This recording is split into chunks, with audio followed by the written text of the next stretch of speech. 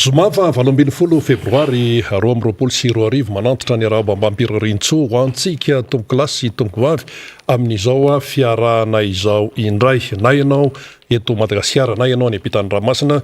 dia faly miaraka aminao ny miara-manonja MBS Radio Mada fiarabanina atao tsy misy anavana fa ho antsika rehetra mihitsy isaorana ihany koa ny Zanahary satria izy no ny tantanantsika ka mahatonga antsika ho tafahoana amin'ny alalan'ny sary sy ny feo indray.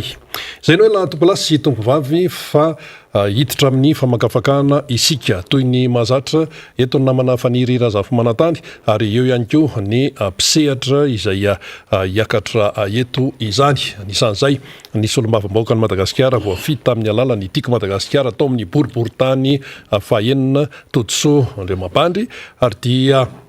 ny fanirina dia ny hoe ny iarahanao amin'ny miara-manonja MBS Radio Mada satria ao anatin'izany fandarina izany no ahafantaranao hoe aiza sy aiza izany, aiza ny lalakombana, inona ny tsara ho fantatra sy ny sisa sy ny sisa. Miarabanao faniry Razafy Manantany Ndawary.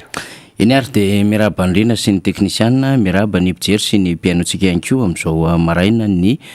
zoma fa 20 volana febroary 2024 izay. Marina tokoa izay satria betsaka ny zavatra mila resahantsika ny amin'ny fiainan'ny firenena, ny amin'ny fiainana ankapobeny ihany koa, ny tontolon'ny fanoherana sy ny zava-misy amin'ny ankapobeny dia ho resahantsika izany rehetrarehetra izany rehefa avy eo rina fa tahaka ny mazatra tahaka ny mazatra antsika aloha zany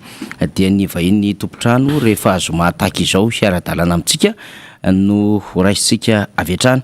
dia efa diso fantatsika moa zany efa misy roa eo no mifandimby matetika ho an'ireo solombavambahoaka ny Madagasikara na io solombavambahoaka Randrena Sositany Lasy na député Rastany amin'ny boriboritany faharoa na io no solombavambahoaka Andriamampandry Todosoa avy ao amin'ny boriboritany fahaenina ka amin'ity androany ity zany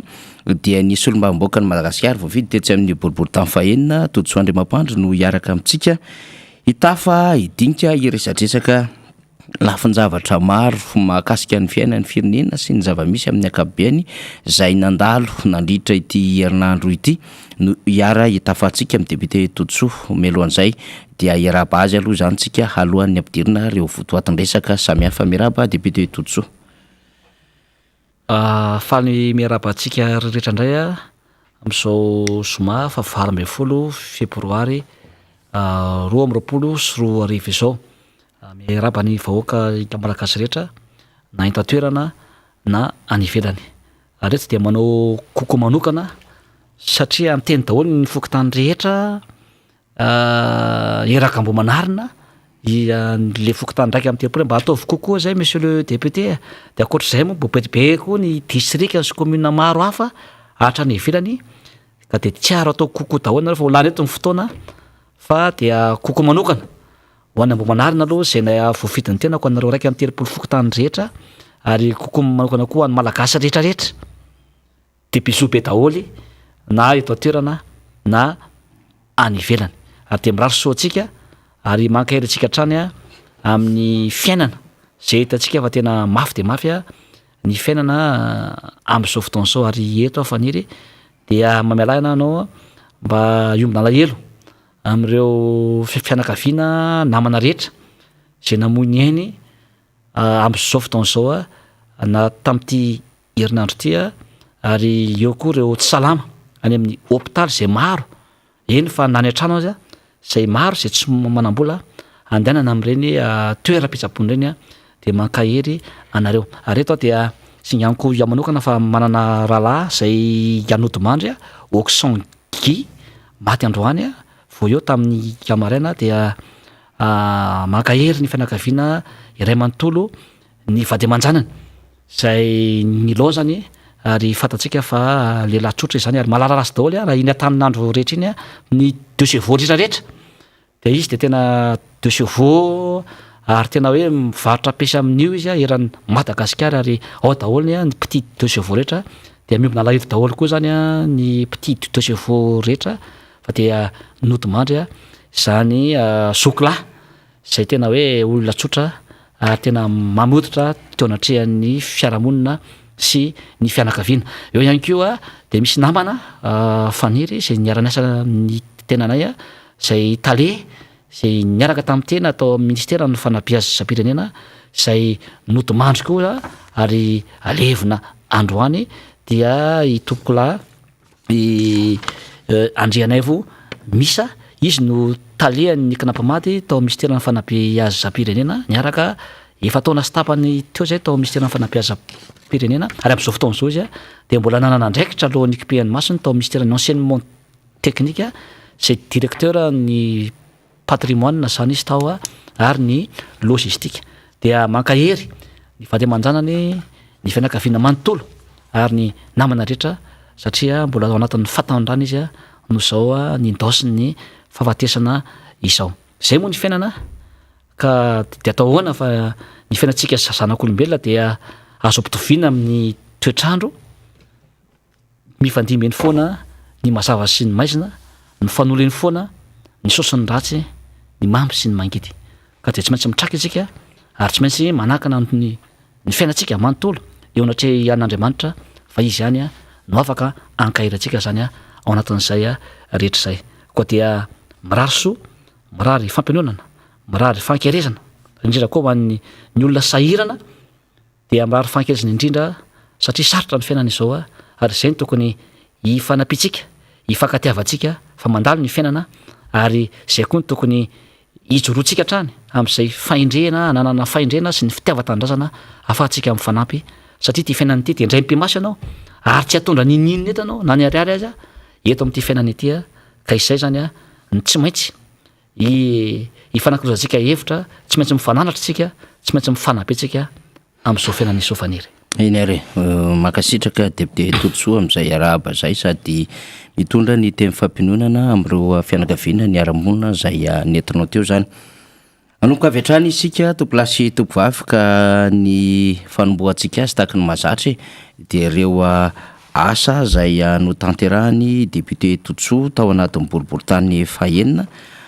tamin'ity herinandro ity na mety isy varomangatsika ihany tamin'ny herinandro ambony fa ny mahazatra antsika moa zany de hoe ny herinandro zay itsahana hanatanterahana ny fandarana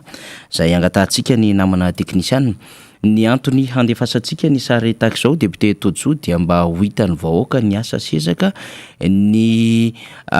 didy aman'andraikitra raisy ny solomabaoaka ny vony fiarahamonina satria ambarantsika mandrakariva moa de hoe tsy mpanatanteraka asa amina fotodrafitrasa samy hafa ny solomabaoaka fa saingy za kosa manamaivana ny fiarahamonina tompon'andraikitra akaiky azy eny anivon'ny vahoaka eny ary lay domodomony vahoaka isan'andro maraina atoandro hariva hatramin'ny alina ary lay fitaraina amin'ny vahoaka amin'ny zavatra maharary azy ary dia ny sary hitantsika eto de manamarina zany satria dia teny anivon'ny vahoaka hatrany député Tontsoa ary na atsaha na tanàna na eny amin'ny sehatra rehetra fanaovam-baolina na ny ampiangonana na iza dia ahitana député Tontsoa teto araka ny fampanantenana nataonao tamin'ny fandanana tamin'ny heriny de hoe anolotra lakana ianao hijery ireo maharary ny vahoaka any ambanivohitra rehetra any ianao satria ny sokajy misy any Ambohimanarina raha tsaroantsika tsara tany aloha tany dia somary maka sokajy renivohitra ambanivohitra zay izy fa taty reny izy dia nampidirina tao Antananarivo renivohitra zany ka Ambohimanarina amin'iny tapany avaratra andrefana iny de mbola ahitantsika amin'reto hoe tanàna somary mbola maka endrika ambanivolo reto ary zay tokoa le kolotsaina tehirizina Ambohimanarina amin'ny alalany fitsapana maraina kolotsaina zay tsy mifanary mihitsy dia eo ihany koa le hoe patrimoine lehibe mikajy ny lemaka be tsy mitatatra ary miezaka ny mamboly miopy ary tena fiainana tatsa amin'ny akabeany na de ato amin'ny sokajina Antananarivo renivohitra raha député Tontsoa inona ny azo amboara mikasika an'ireto asa ny tanterahanao reto. Ya ho an'ny teknisiana somary avenatra amin'ny voalohany kamba le izy mba ahafahako manazava zany ho an'ny olona mpijery rehetra zany sy ny mpiaino ao anatin'izy somary avenatra amin'ny voalohany mihitsy zany le sary ny sary zany zay hitantsika ary ho an'izay mihaino radio moa zany zay petsaka ny mihaino radio dia sary tany Mpandribevavy zany le voalohany le nanolotra lakana rio zany zay fampanantenana ary zay fangatan'ny olona faniry dia misy lakana anakiroa reo a io zay ngeza be moa ary tsy naiky misy moa ny avahoaka hoe aloha sy fatana ny anaranao monsieur le député fa tena hoe mba hoe ho hitahiry ato-pona mihitsy le zavatra nataonao ary ndrano moa zany de hitatsika fa mbola tena hoe lalina ndrano ao anatin'le izy ny hitetezana tapaka de mandraba vitan'izay aloha zany de ilain'ny olona le lakana sady ny fotoany tia fitobavaratra de hitatsika fa tena mitaingana lakana tsara ny olona mazaka olona maro zany le izy de io lakana io zany dia hoan'ny fokotany ampandribevavy reo ao anakireo sy ny fokotany manodidina sy afaka mampiasa azy na ho any akeny eny io na ho an'ny amorona sy ambaravaran-kazo ka de eto zany fantatro fa mieno sy mijery daholy ny fokotany nampandribevavy rehetra mankaina anareo hatrany mirarisoanareo ary tsy manadino anareo dia kokoa manokany ianareo io le lakana io zay ny famtoko ny fanomezana ary mbola verina aminareo ihany fa ny zavatra rehetra ny fampiresantsika dia ny tenako de homme de parole tsy mametaka anareo ary miaro anareo ary miaro ny hevitrareo ny fotikevitra reo zany am'izao fiainana izao zany na de tsy anjaran'ny solombavamboaka ro nanao an'ireny amentony fitaovana zany ke tsy anjaran'ny député zany na manao ny fotodrafitrasy fa zao de anjarany BGRC ny commune ny ministère tokony hijery zay mahasoa ny vahoaka fa de ndraisiko andraiky zany ao anatin'izay eo koa ny lakana zay vita tsy ho ela ny anosy be zay vola lakana ngeza be koa zay dia ho avy zany ao anatin'izay koa dia mankahery ny fokotany ao ampandribevavy ao anatin'izay ary mirarisoa ho an'ny vahoaka rehetra zany ao am-boanarina misy sary koa ao sarina lalana azafady ny teknisianina ary ny lalana moa zany zay hitatsika de hitatsika fa tena ratsy de ratsy jero nge efaniry aiza hoaiza zao ty any andranambo io andranambo ao anatin'ny fokotany ambodiady jereo le lalany olona ary ny manao antsoavo ho an'ny fitondram-panjakana maefa mpanatanteraka fa jerevy nge ny olona any aminay ny fokon'olona any aminay de ohatry zao de rano miditry ny varavarana ny mivoaky ny trano de mitsofoka rampotaka ohatran'izao zany ny olona tena mahonena nefa vahoaka sy vahoaka ao andranambo ao tatsany akamaroan'ny olona ao tsisy mpijery tsy misy mpanampy tsy misy mpitsidika fifaniry ny vahoaka ao andranambo nangatahany vahoaka koa zao de hoe mba mangataka izy mba ho fokotany ray satria vahoaka mariny ao ary zanafokotany zany andranambo faritra anatin'ny fokotany ambodiady ary reo zao jerevinao nge le vahoaka zay nangataka efa eta nangataka zay mba atao fokotany manoka ny tenako tao ministra teo aloha ny atitany sy ny décentralisation de efa nangataka hoe mba atao fokotany aiza ihany le izy zay ny angatahany voaka mba mahaleo tena zany le fokotany fa raha ho any ambodiady izy mbola mamakivaky tambary sy loasa mbola ela voatonga any aka résidence anao raharaha any amin'ny fokotany de mbola lany fotoana zany faniry ny ponina ao amin'io andranando io manarak'izay miantso any mahala-tanana rehetrarehetra sy ny mpitondra jerevy le vahoaka ty tanarivo renivohitra misy am'izao faniry mampanahelo de nangataka moa ny vahoaka hoe mba ataony lalana dia nanampy ny tenako nanampy arabola ara-pitaovana zany mba anaovana io lalana io zany mba ho vonjo maika mandrapatonga nyty fahavaratra ty ary efa toko moa miako ny vahoaka rehefa maina ny tany rehefa milamima dia irahanay sy ny vahoaka indray manao an'izay faniry io lalana io de jerevo ary matedera ny ponina ambodiady sy indritra zany andranambo faniry fa manao an'le lalana de ry zareo ihany ny tenako zany na men'ny fitaovana fa ny fokon'olona ny mandray tanana zany isan'ny zavatra izany zany dia mahafinaritra ary zany tokony ho hita zany koa amin'ny vahoaka rehetra zany mba hiaraka ifanampy ao anatin'izay fa raha niandro fanjakana lava eto tsika de vao maika tsika inany tsy fihinana eto tsika ary tsy zavatra vita mihitsy zany eto amin'ity fiarahamonina sy ny fireneny ity koa dia mirarisoa mankahery ho an'ny vahoaka nandranambo vahoaka nambodiady mankahery manokana ihany koa ny fokotany nampandribevavy sy ny manodidina rehetra sy ny vahoaka nambomanarina rehetra sy ny vahoaka malagasy rehetra zany ao anatin'izay fa ny tenako dia mampiavaka am'ireo mpanao politika sy ny olom-bofidy maro ny kankakapa faniry de zay le asa sosialy zay ny asa soa zay zay fidinany fotony zay zay miaraka amin'ny vahoaka mitakosikosina amin'ny vahoaka zay fidirana anaty rano zany anaty tambara zany a de anisany mampisokatona ny tena ary mba afahan'ny vahoaka zany a mba hoe tsy misy elanelana eo amin'ny tenako ary koa ny mpiaramiasa amiko de mpiaramiasa amiko koa ny faniry de tena folako mihitsy ary tena manao ry zareo hoe tsy zareny nge no tokony hiditra ranom-potaka sy analatsikafona sy hiditra any amin'ny vahoaka fa dery zareo koa zany a amin'izao fotoana zao dia mavitsika ary efa zatra zany a ao anatin'izay fa tsy hoe ty ambony latabatra ihany a no iresaka amin'ny vahoaka fa na ny tenako a na ny mpiaramiasa amiko rehetra zany a dia midina ifotona zany a mijery ny zava-misy mieniny vahoaka ary manampy izay a arak'izay mety zany a zay soa sy atsara ny vahoaka malagasy indrindra fa ny vahoaka nambo manarina ary averika any fa na ny fidy na tsy ny fidy a dia apiky daholy satria vahoaka daholy ianareo rehetrarehetra iany ary ya ny aloizantsika azy a de nisy fanio-kevitra zay nataon'ny solomamboaka Todsoa Andriamampandry tamin'ny terinandro ity ary tena nalaza be mihitsy fanio-kevitra nataon'ny député Todsoa iny satria tonga de nisy nandray izy tany amin'ny réseaux sociaux rehetrarehetra tany ny fanio-kevitra zay nambaranao moa zany mahakasika ny fiainan'ny firenena akapobeany ny amin'ny hoe ny samaritaka ny olana anaty ny tsy fandehana ny raharam-pirenena amin'ny akapobeany araky ny fomba fitazany fanoerana azy amin'ny akapobeany tsy mahasolombavam-baoaka anao no nitondranao am'izay fomba fijery zay ary nambaranao tao anatin'izay fanio-kevitra zay ny hoe tokony hametra pialana ary tsy tokony ho anisan'ireo kandida hirotsaka ny fifidianana ho avy eo ny filoham-pirenena am'izao fotoana izao ireo no nitondranao fanamariana tao anatin'izay fanio-kevitra zay ny onjapeo sy ny fahitalavitra rahavavy moa no nandefa izany tamin'iny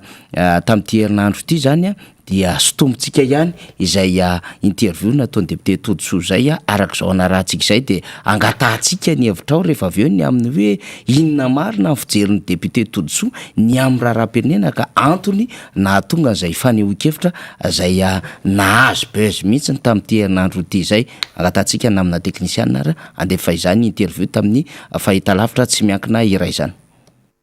mandalo crise mafy mihitsy ny firenentsika na crise ara-politika eo na crise ara-toekarena na crise ara-tsosialy tsy mandeha mizelony ntsony ny fitondrana ny raharam-pirenena ny vahoaka efa mahatra efa fahadiranofana dia mbola jereo indray nataon'ny mpitondra fanjakana mpanatanteraka amin'izao fotoana hitatsika fa miady an-trano betabe skandale maro sy ataon'ireo membre ny gouvernement sy ny mpitondra ny ministre samy ministre mifanenjika ny député sy ny ministre ny ministre sy ny député dia mampanahelo izy ary eto zany dia zanaky ny faritra dia mikakaiky mafy mihitsy hoe maninona ary fantena napetaka ary zareo rehefa zanaky ny faritra sao anaty membre gouvernement ny manao tsy mety dia voalikilika fa misy eto ambony lalàna sy avy eto anivotany manao zay tiany atao zany zany mila jerevana daholo zany hoe tena mampanahelo izy ary matoa miady an-trano ohatr'izao ny fitondrana dia ho ravatsy ela ny fanjakana ka amiko aminay dia mba tsy isin'ny fahasarotana mba tsy isin'ny fizalian'ny vahoaka malagasy sy ny firenenetsika komora zao lasa manampy atsika izy ndray mamesy sommion d'ariary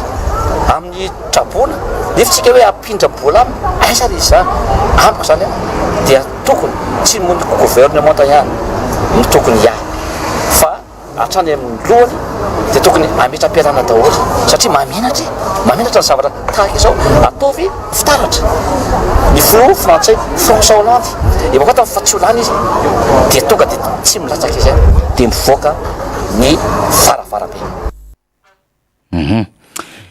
ilay fanio-kevitrao hatramin'ny ianaritra ity zany dia nahazo baizy mihitsy zay hoe fanio-kevitry député Todsoa moa zany dia mahazo baizy foana matetitetika lay manao zany lay miditra manalatsikavina mijinja vary lay manao fifananana ara-panatanjahantena dia lay manolotra omby dia lay mipetraka eo ambon'le omby dia mahazo baizy foana député Todsoa dia ity indray le fanio-kevitra eo tamin'ny fahitalavitra tsy miankina anankiray fiarah-miasa moa zay dia mipiketsika le satria interviewnao le izy telo ny nambaranao tao anatin'izay lay ady anatin'lay fanjakana amin'ny akabeany dia le hoe voahilikilika ny zanaky ny faritra fa raha ny ny aveto avoatany a dia saika voaro zany nefa dia saika ahitana skandala zany ho an'ireo a eo anevon'ny mpanatanteraka izay resanao zay ary fahatelo toizana hoe tokony miainga avy any amin'ny fiandohany mihitsy miloha mihitsy ny ametra-pialana amin'ny fitantanana fiainana firenena satria tsy mandeha araka izay loany ny zava-misy amin'izao fotoan'izao député Tsotso fanamafisana niny hevitra izy hoe adiady lalindalina kokoa ny amin'ny tiana ao ambara zany ia eta tena mahagaga mihitsy faniry a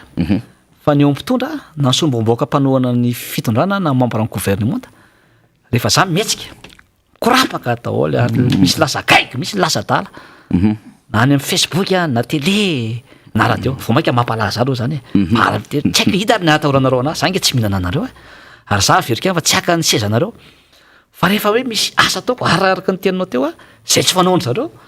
izany samyjoro hoe rano ohatra ty amin'ny tenda manala tsikafona de fi zany naopera izany sahan zany iza misamitsofoka re anaty rano amin'ny cyclone mijinja vary mitombary ao anatin'izay izany samy taingana lakana ry manina boatra lakana de mitaingana lakana miaraka amin'ny vahoaka izany sahan zany beta be izany samy miosina ry amin'ny tanora ry miara manao baolina amin'ny tanora ao anatin'izay ary misy eto tena misy tena hoe tsy anona ny anarany fa haitsika misy député anak'iray vao vita eto Antananarivo renivohitra honorable Sokolay ianao ajaiko ianao any amin'ny Facebook izy vao mandeha tonga de mikorapaka zao efa ny invitena anareo nge za hoe na député izy na misy izy na izy na filohan'ny androm-panjakana andaotsika efa inviteko nareo mba hita mivoaka raha tena mahay nareo saina ampiasaina andaotsika hanao débat ny olona hitondra ny firenena zany de tokony manan-kevitra hitantana ny firenena andaotsika hanao débat ampiasaka toe-karena raha mahay nareo andao mba hita mivoaka zany nge zay efa taona latsaka ny hitondranareo zany no nangataka andaotsika resaka toe-karena andaotsika resaka fifandraisana iresa-pirenena relation internationale andaotsika resaka lalàna zay mahasoa ny vahoaka andaotsika resaka sosialy iresaka politika de miinvité indray androany fa zany amin'ny Facebook no ao fa mezan'ny olona angenareo ao anatin'le izy ary vao mainka hoary Facebook avoakanareo vao mainka malaza jerevy ny olona manao commentaire na de compte fake koa aza mipetsaka fa de beta be ny makasitraka 7 isan-jato de makasitraka ny ambiny compte fake ny akabetsahan'le izy de mahagaga mihitsy zany le izy fa de ny vahoaka mijery mahita hoe iza ny olona miaro azy amin'izao andro sarotra izao iza mitondra ny hevitra ny vahoaka iza ny solomba-vahoaka samy mijoro an'izany vahoaka no mitazana ke mijery jerevy fa ny député tima ny akamarony de manao ny asan'izany daholo mijoro maneho ny hevitra milaza ny tsy mety fa nareo pomba ny fitondrana iza solomba-vahoaka roa telo no samy tsangana nefa rehefa mitsangana le olona de nareo indray no mifanenjika ao anatin'le izy amaly ny teninao amin'izay ifaniry iny interview nataoko tamin'ny talata iny zay betabe be aloha tena nakasitraka fa misy indray le be fianonana sy le matsikaiky sy le matahotra ao anatin'le izy atsitritsagna zany fa reo mpitondra reo ao anatin'le izy nazavaiko mihitsy tamin'iny hoe araka ny resaka ny fanaovana satria ny tena dia tsy olo eto Antananarivo ihany no resahan'ny tena na ny voaka nambomanana fa miresaka amin'ny olona avy any faritra de miteny ny olona avy any faritra zay nitateroko mahasolom-baoaka hoe maninona ny any aminay rehefa misy tompona andraikitra eo amin'ny fitondrana eo amin'ny membre ny gouvernement ka manao ny tsy mety de tonga de asorona avy atrano na me ohatra nge zany ianina ministra ianina Pane Garnier Bombo Société ny ministry ny fahasalamany nefa misy fahasalamana eny tena anisan'ny niankasitrany olona tamin'ny zavatra nataony misy ny mine angovo roa andro de alefe fa misy ozy mpitondra ary misy ministra zay avy eto ampovoatany zay manao skandale feno ary anisany tena hoe fantatra ny zavatra nataony tsy azoko tiana mihitsy intouchable ao anatin'izay malahelo ny zanaka mifatra zany ao anatin'le ny feo reny hoetiko tao anatin'izy mahasolom-baoaka na hoe misolo tena ny vahoaka ny faro miteniko teo de hoy izy hoe miady an-trano ny mpitondra zava-misy nge zany zangana morona jereo misy député any amin'ny fitondrana mijoro manohatra ny programme ataon'ny gouvernement ary misy député tonga de hoe mitifitra ny minisitra sy nyvadina minisitra hoe tsy mety ny ataonareo fa nareo mpamoaka ny dosie izy no tena zany le député io a député IRD zay voafidy teto Antananarivo renivohitra hoe nareo zany tena mpamoaka dosie nitsoro misy le izy asa ady hatrany le izy lasa misy skandale vaoaka ty efa mahatra fadiranofana tsy izy ampahatra ny vahoaka no atao sy ampandroso ny firenena atao fa nareo no miady hatrano a tao anatin'le izy nyteneniko zany ary ny fahatelo ary zava-misy ny any teneniko zany oa tsy mamorona zany ary ny fahatelo ny teneniko de zoky raha mandreny ny filoham-pirenena de nanoro hoe jereo nge filoha teo aloha Erajonary mampianina be da be ny namana mbola fahavolombelona am'izao ny teny tamin'ny namana hoe ampitao aminy amin'ny filoha Erajonary mampianina za moa tsy nanakise ia direkta tamin'ny fanira fa indray mandeha no niona tamin'ny vantana teo ambony latabatra teny avoloha fa ohatry hoe ampitao aminy hoe aza milatsaka izy fa ny vahoaka efa tena hoe sahirana zany am'izao fotoana zao aloha izy mijanona am'ty fa olo-kafa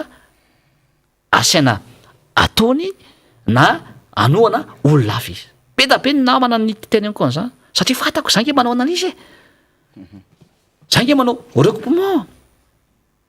misy sondage atao nge io hoe tsy rehefa ny tenako de mampanao an'izany misy sondage atao ianao zany rehefa hoe olo-mpanjakana zany toko misy sondage ataonao io ary ny tena mpampianatra apikaroka misy sondage zany io ataony tena efa ny teny noho ny fitiavana azy nanao moa reny 8% reny no azo zao koa ny tenako mahita ndray de mijery ranaka ny teniko zao mety tsy ninazo an'ireny izy zao nefany ny fitondrana am'izao de mbola pira noho nataony fitondrana teo aloha nge no nataony aloha ny olo ary mijery an'le teo aloha de ozy hoe ny teneko ary tena anisan'ny tsy zakany mihitsy nisy olo mbavoaka zay mpanoana ny fitondrana sy ny membre ny gouvernement ozy hoe ny fahendreny nefa fitiavana azy zany de jereo tsara ny teniko fa ifakita moa tsika amin'ny 2023 hoe ny fahendrena de mba ivoahany filompinana amin'ny grande porte amin'ny faravarambe de aloha izy tsy milatsaka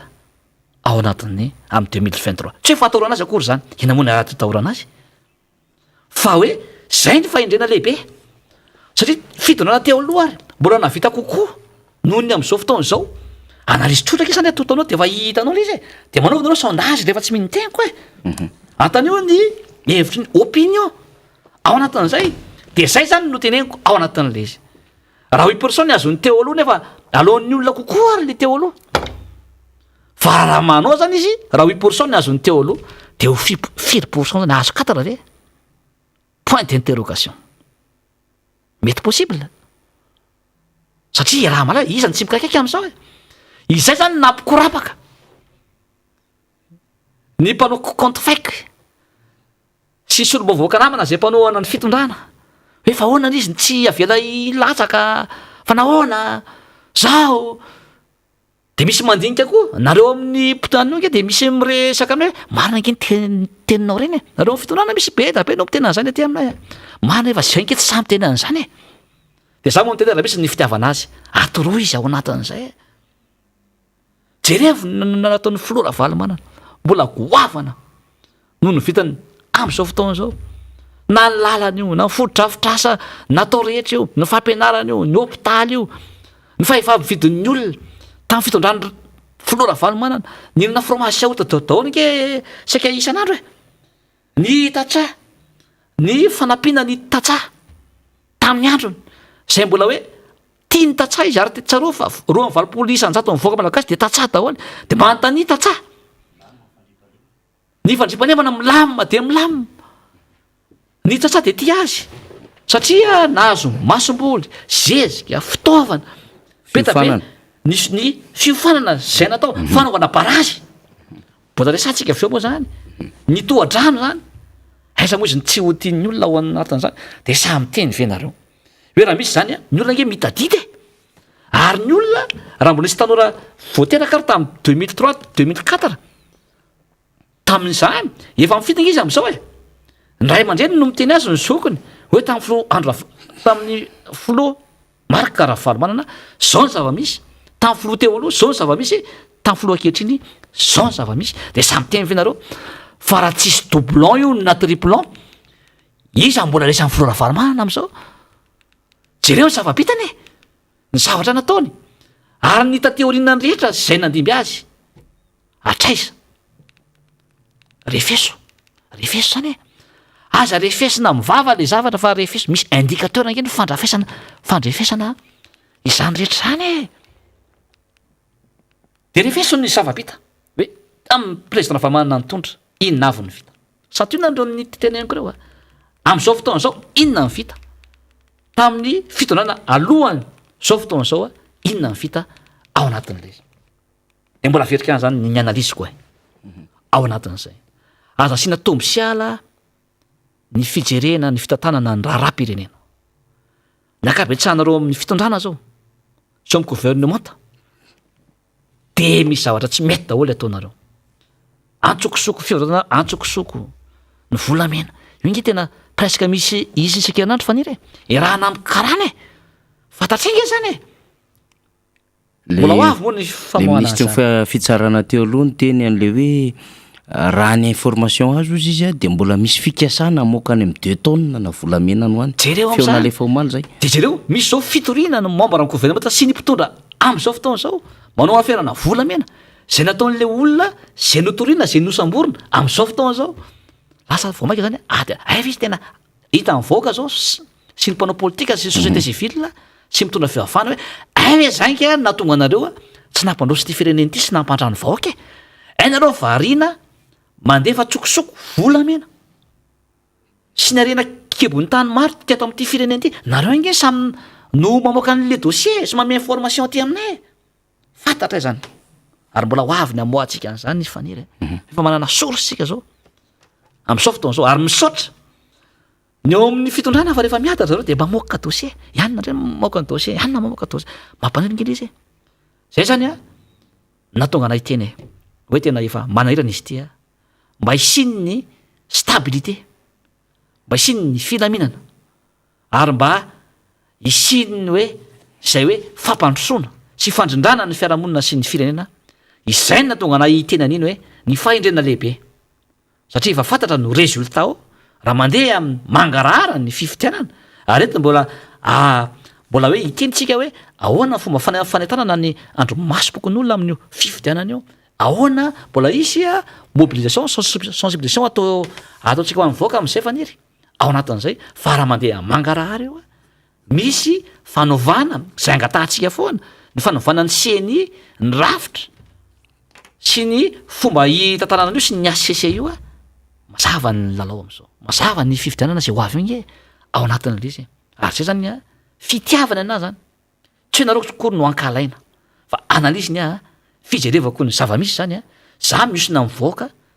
miresaka mivoaka ary misy koa mba recoupement atao ny sondage zay atao zany de mazava zany zao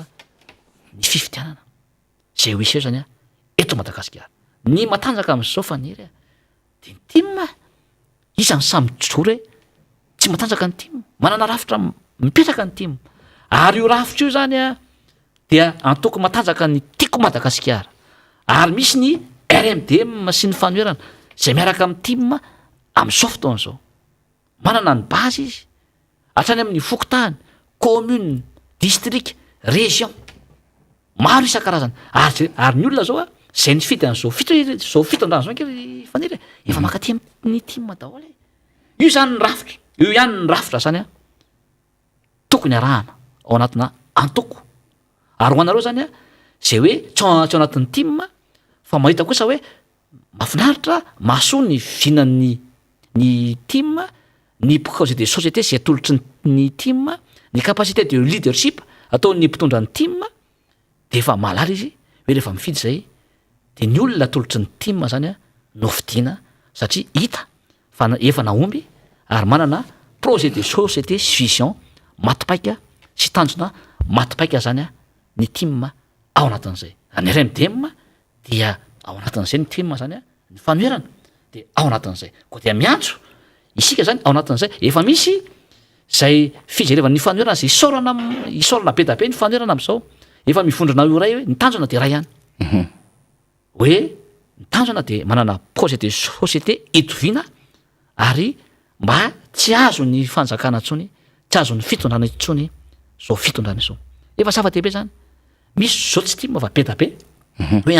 anoana ny hevitra reo zay anoana ny hevitra reo RMDM zay ao anatin'le izy De manamafy izy. de manamafy izy ao anatin'zay zay ny rafitra zay any ny rafitra hatreto Tokony miteny arahantsika. ve député Tojoa hoe ampiasantsika mpanohatra ny RMDM ny tim enina misy koa le vondrom-panorama am'izao fotoana zao satria anisany maneho hevitra ihany koa vondro ampy tsara reo ampy tsara zany reo ampy tsara reo ankoatrany zany ny société civile zay manana ny asany izy balizy reny groupe de pression reny reny koa de hitantsika nefa tena hoe ny akamarony de tena hoe miteny zavatra tsy mety am'izao fitondrana zao ampy atsika zany ny ao anatin'ny fanorana zany de ampy eo rafitra esantsika zany reo ary rafitra edivatsika raha sanatria misy nitsirariny raha sanatria misy zavatra hafahafa raha tsy misy mangarara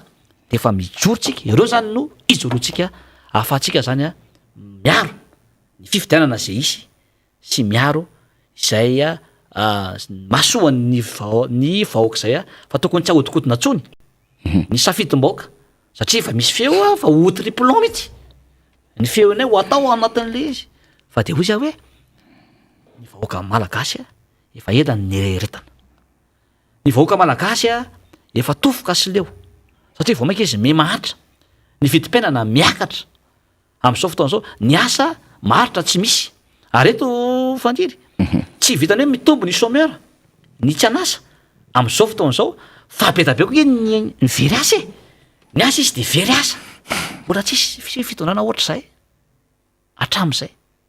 raha sy zao fito hitondrana zao ka iza no miteny moa hoe rehefa misy ny fifidianana de aresy fe zao fitondrana zao de say nataoko hoe ho anareo membre ny gouvernement na mpanolotsaina na solom-bavambahoaka de aza fitahana le filoham-pirenena tena anazy marina fa apresiena izy de vo midona mitaly eo anatin'le izy apresiena izy hoe tia atao membre ny gouvernement de jereo lasa izy no tompona ndraikitra ange sy ny premier ministre nanendrany ministre betabe reny nefa le mitsy zay napetraka de manao scandale daholy manao zavatra tsy mety daholy incompétent daholy ao anatin'le izy de jereo fa tsisy fanovana mihitsy tsisy fiovana ny fiainan'ny vahoaka malagasy am'izao fotoana zao feany zany fandiry am'y zavatra nylazaiko rehetra teo tam'le teny zay nataoko tamin'ny télé raha vavy teo zany de hoy za hoe matoa miteny de miteny ampisainana fa tretinareo hoe miteny de hoe taniponareo de mandao daholy zao teny rehetra tsy fiteny rehetra zao anatin'izy fa za matoa miteny volanjananako ny tenyko ary masolom-bavambahoaka koa de tsy maintsy ny feon'ny vahoaka no hoetiko ary za koa de manao analizy ao anatin'ny zavatra teneniko sy ny action zay ho ataoko ary tsy miteniteny foana mahazo atao miteny faniry ao anatin'izay ary mbola verika any fitiavana matao miteny satria Madagasikara de tsy amin'ny mpitondra rery fa atsika rehetra ity Madagasikara ty samy malahelo daholo tsika raha hoe misy vahoaka mahantra sahirana manodidina atsika de zay zany no ijoroko sy lazako reny hevitra maro samihafa reny sy anaovako ny asa rehetra zay vitako zay famezam-pahasahoana nomen'Andriamanitra. Ya makasitraka am'izay député Tojoa fa ny ady hevitra fahatelo angamba ny tiako ifampiresahana aminao satria ty moa le mahazatra le sady mihaino endrikendrika fampianarana zara ay zara fahalalana avy amin'ny député Tojoa no maka ihany koa lay hevitra zany satria mahatsaka hevitra koa nataontsika eto mahafinaritra be le teninao hoe ampiasantsika tsara ny vondrona RMDM sy ny antokotiko Madagasikara ary zany de efa saika momba n'le hevitry ny RMDM sy ny antokotiko Madagasikara ny ady hevitra rehetra am'izao fotoana zao indrindra moa miaraka amin'ity fitaovan-tserasera lehibe zay iasantsika ity ka ny anfantaniko député Tojoa raha zay ara ny olana rehetrarehetra izay ny zavatra mitranga am'izao fotoana zao mba inona re mba politika na plan de relance économique ho an'ny Madagasikara ao arinana zao na iaingana zany na hoe drafitra iaingana hanarenana ny toekarena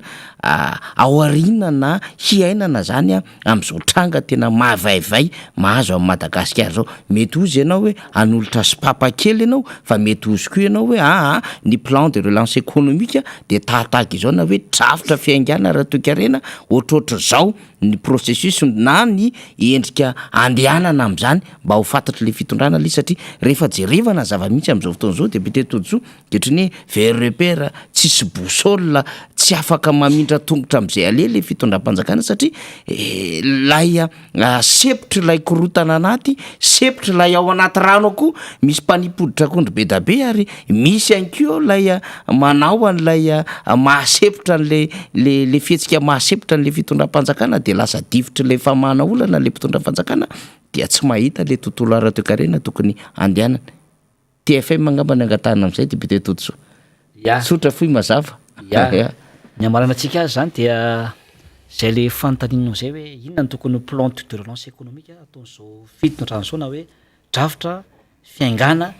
ara-toekarena. Santionana zany no nomeko efa petamika nomeko ny mpitondra ary tsara ihany koa mba hoain'ny vahoaka malagasy zany hoe inona no tokony atao ao anatin'izy. Matoa ny firenentsika faniry mbola mahatra, matoa ny vahoaka mbola fahadiranaovina ohatra zao dia tsy matipaika zay hoe drafitra fiaingana ara-toekarena zay na hoe plan de relance économique. Any am'tsy zany no ataon'ny fitondrana tsy any amin'ny lara-pahamehana. Ny voalohany tokony atao de jerijerevina aloha le firenena hoe Madagasikara dia pays à vocation agricole, tany mamokatra Madagasikara ao anatin'izy. Ny voalohany zany politika voalohany anao relance économique zany ary mbola tatsahany no betsaka eto Madagasikara 2.7 ny voaka malagasy inge de tatsah daholo ny politika ny fambolena zany natao sy ny fiompiana. Io zany no tokony jerena voalohany. Zany hoe ampianao zany ny tatsah omena fitaovana izy amokatra amboly mena azy daholo zany reny salamnataony président Ravalomanana mena tracteur izy, masomboly izy, ny barage, ny tohadrano mba hivoahan'ny rano sy hidirana rano zany zao ny tsy ampy ahafahan'ny olona mamokatra ao anatin'le izy. Rehefa misy zay dia mitomboka ny vokatra faniry de voky ny olona de manambola ny olona de afaka manondra antsika ao anatin'izay. Tsarovy fa rehefa tsy manondrana ingetsika de mitotongana ange ny santam-bola tsika de rehefa mitotongana ny santam-bola ariaritsika de miakatra ny vidim-piainana dia pouvoir d'asatsika fa efa mividitsika zany ambany de ambany ao anatin'le izy. Izay zany aloha ny voalohany tokony atao. De ny fiompiana manana ombontsika eto manana intsika mamoka ny akoho amam-borona reny zany tokony ampiana ny fanjakana zany ny tatsah ao anatin'izay sy ny piopy mena azy ny fitaovana rehetra ao anatin'izay. Ny tany mbola midadasika Madagasikara am'izao fotoan'izao alefaso reny tanora zay navita ny fianarana any amin'ny université reny iverana amin'ny faritra zay misy azy izy de meo azy ny tany de mamokatra izy mena azy ny fitaovana ao anatin'izay. Zany ingeny tsy misy faniry zany ny tokony ataontsika tsika ary misaotra n'Andriamanitra manantany midadasika mamokatra Madagasikara. Izay zany ny plan de relance économique tokony atao voalohany. Ary jereviko fa ao anatin'ny fambolena atsika faniry 700 ny tanimbary eto Madagasikara zany hoe ny mpamboly vary eto Madagasikara zany 700 ny mpamboly vary de tsarovo faniry fa tsy anazy nge le tany fa manofy izy de rehefa mamboly vary reo de tsy tompony le tanimbary izy fa mamboly izy de manome apateriny. Ny apateriny zany mena le tompona tanimbary de ndro apateriny ny anazy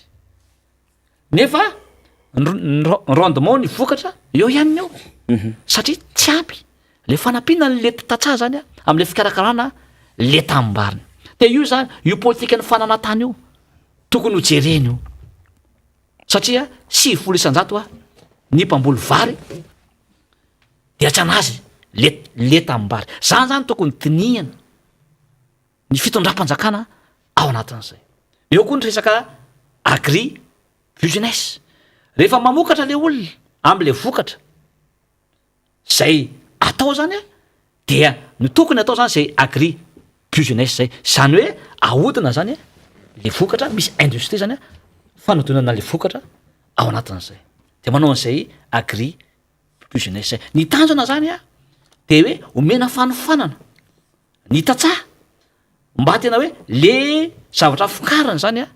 dia manara-penitra ao anatin'le izy ahafahana zany a mihinana sara ara-pahasalamana sy mamokatra sy manondrana reo vokatra any ivelany zany hoe tokony atao entrepreneur le hoe tokony olo lasa entrepreneur rural zany a nitatsa eto Madagasikara faniny satria am'izao fotoana zao nge mbola agriculture de subsistance nge no atao am'izao fotoana zao ahoana ndray zany hoe ny dika zany de mbola tsy mahavely tena zany ny fambolena eto Madagasikara satria mbola nentim-paharazana zay zany mila avaozana zay mila manaraka ny teknôlôjia mena azy ny fitaovana zany a mba isany ary mena fiofanana ny tatsa ao anatin'izay zay zany faniry a plan de relance économique voalohany tokony atao omeko anareo aly izy sationan'izay ny faharoa zay tokony hoe ho drafitra fiainganana ara-toekarena faharoa zay tokony atao a de resaka industrie politique industrie zany a zany hoe ny orinasa zany tokony amoraina ny fananganana orinasa eto Madagasikara fa sonke faniry compliqué be na ny procédure ary mazevatra be ao anatin'izay mananarak'izay zany dia entanina ny olona ny tanora ny mpandraraha mba anangana orinasa de rehefa mba mindram-bola ny banky ny olona zany de atao ambany de ambany ny ny taux de crédit bancaire zany zay atao ao anatin'le izy zay efa nyteny foana hoe manova manangana banky fampandrosoana ho an'ny PMI ho an'ny orinasa madinika sy saratsalany ao anatin'le izy ary io na tonga anay tabataba ny tena kinao ao anatin'ny loi de finance hoe tsisy mesure d'accompagnement ho an'ny mpandrara ny secteur privé zany a teto Madagasikara io orinasa io zany a faniry fananganana ny orinasa io zany a de nisany zava-dehibe ny fanodonana ny vokatra io zany a dia ny orinasa zany a manodina an'izay tokony petrabe zany ny orinasa momba ny agroalimentaire zay tokony atao am'izao fotoana zao satria ny Madagasikara dia mamokatra zavatra petabe na legioma io na voankazo io na inona io zay zany a any amin'ny sehatra agroalimentaire zany tokony atao betsaka ao anatin'le izy zay nge no tokony atao hoe de ny investisseur étranger entanina izy resena lahatra izy mba anangana orinasa eto amintsika sady mamiasa ho an'ny malagasy izy no mitondra devise ho an'ny firenena rehefa mitombo mantsy ny devise faniry dia miakatra ny santam-bola midina ny tsy misy ny inflation zany a midina le izy de miakatra ny fahefa-mividiny malagasy jereva zao fa ny fanakatonana ny ambato virenge sy ny QMM faniry fantandroka ho an'ny firenena satria ny vokatra vokarenge de aondrany de mitondra devise ho atsika firy milliard par mois moa no azotsika ao anatin'ireny reny zany zao de tena erreur be reny faniry ao anatin'le izy izany zany de anisany zava-dehibe nora io knaps io tokony atao ny mobilisation na épargne ao anatin'izay de tokony ampiasaina na foto-drafitrasa miteraka famokarana zany a no tokony atao ao anatin'le izy fa sy terrain synthétique anao ataonao kanza manara-penitra anao ataonao téléphérique anao ataonao renge hoa erreur reny zao vo mahiratra ny solomba-vabahoaka aminareo misy tena hoe nahiratra le anankiray de ny teny hoe tsy mety nge reny rehefa anao zany a de industrie atao betsaka orinasa de sady miteraboly iny sady miteraka hetra iny ho an'ny fanjakana no mampiroborobo ny firenena no afaka mivelona ko ny vahoaka afaka miasa n'olona ao anatin'izay zany a de misy relance zany mandeha miakatra am'izay ny taux de croissance tadiovany croissance économique zany nge de izy zao hoe ny croissance économique zany de hoe ny industrie zany a miteraka production de iny production miakatra rehefa betsaka zany ny industrie de miakatra ny production na ny famokarana de miakatra nge ny arikarena ao anatin'izay faniry zany nge ny tokony ataonareo e zany ve de tsy hainareo rehefa tsy hainareo izy a de aloha naovanay azy fa ataonay mamira ty Madagasikara ty a zay nge nataoko anareo an'izany ilaina ny alternance démocratique nareo zao teo nge raha taonko koa de efa valo taona sy tapany ny transition de miampy an'izao asio le alternance défi nataontsika zany a ny défi tsika nge de tokany ampandrosony firenena tsy navity ianareo zao aleo mba ataonay izy fa rehefa mba mavita nkika zay e mahazo tombontso daholo na ny avanareo ary ao anatin'zay nanotaranako zareo nantaranakareo ary miteraka nareo ananjafy kely daholo nareo milamima daholo a ny taranaka mamparatsika ny zanaka mamparatsika ao anatin'zay zay tsy hanongana nareo zany esory ao tsainy zany ary za zao de contre an'zany fa ninana de alternance démocratique ataovy madio ny fifidianana de vonina anao izay raha ohatra kosa nareo zavatra hafa akoatran'izay de efa nanome solution hafa zany a ao anatin'izay zay zany fanira io industrie io a anisany zava-dehibe politika tokony atao zany eo io politika fananganana industrie io manarak'izay fahatelo meko sy papa ihany satria nomeko fa rahanareo fotsiny zay reto teneniko reto de tafy vavoakatsika resaka faniry resaka tourisme io zany tokony entanina reo touriste reo zany a eto Madagasikara imasika nke faniry any ivelany ratsy hoe misy tsy fandriam-pahalemana any tapakalavana ny jiro sorano iza ny touriste takaty tsy sasy izy zany tsy sotro rano izy zany mba mira jiro ny olona mba mampiasa o fisika zany a mba iresahany amin'ny havany sy ny namany de iza ny touriste ho avy ao anatin le connexion koa ratsy be eto connexion ratsy iza no touriste ho avy na le image zany aseo io a mahatonga ana imenimenina foana hoe le tsy fandriam-pahalemana e zay no mahatonga ana ho tezitra mihitsy a amin'ny seky sy ministre ny sécurité publique le police sy ny gendarme ty e ataovy ny asanareo e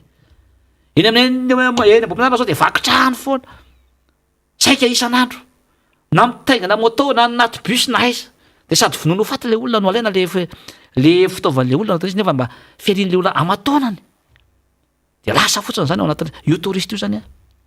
de zava-ty hoe io no miteraka devizy ihany ko mitondra devizy eto Madagasikara tsaro faniry fanoretan'ny touriste nge ny resaka tourisme io e 700 millions de dollars isa-taona ny devizy hoentin'ny ny touriste eto Madagasikara zay zany tokony hiditra fa aiza izy zao e tsisy le fanentanana tsisy le resaka pakady mba anentanana reo touriste mba eto amitsika jerevy nge nefitsika faniry izany tsy mitritritranyty Madagasikara ty sady ngeza mitadasika misy arena ambon'ny tany amban'ny tany misy eto daholo faniry a paradisa kely nge ty e na ny resaka hoe vazaha akavady ary vao mahita vehivavy gasy a lasa dala tonga de manary lamba faniry araka le fitenenana barataka daholo na mahita na ny ampela so io na ny tantsika io ary inona kebony tantsika io izany tsy ho tamaneto fa tsy hain'le mpitondra ho any manetana an'izay e jerevo Maurice nge hafa baraka nge tsika faniry Maurice ka inona ny inona kebony tany eo fa jerevo faniry ny ao a Maurice touriste fotsiny no ataony resaka plage de atao fotsiny foto-drafitrasa mahazo firy manala manitsiny touriste isa-taona izy velona izy mandrosiny Mauriciana fa zany ty tenanao fa raha mbola Maurice zany la Réunion Seychelles la resaka plage zany a tsisy ohatran'ny Madagasikara na eran-tany ary za mity tenanao an'izany efa mba maromaro koa ny tsy diako tany ivelany fa tena ianao nge mahita an'izany any atsimo zany faniry e tena mirarakiva ny vazaha na ny ndrefana na ny avaratra na aiza io na aiza na eto voatany many atsimo ianao mahita an'izany anakao nosy ve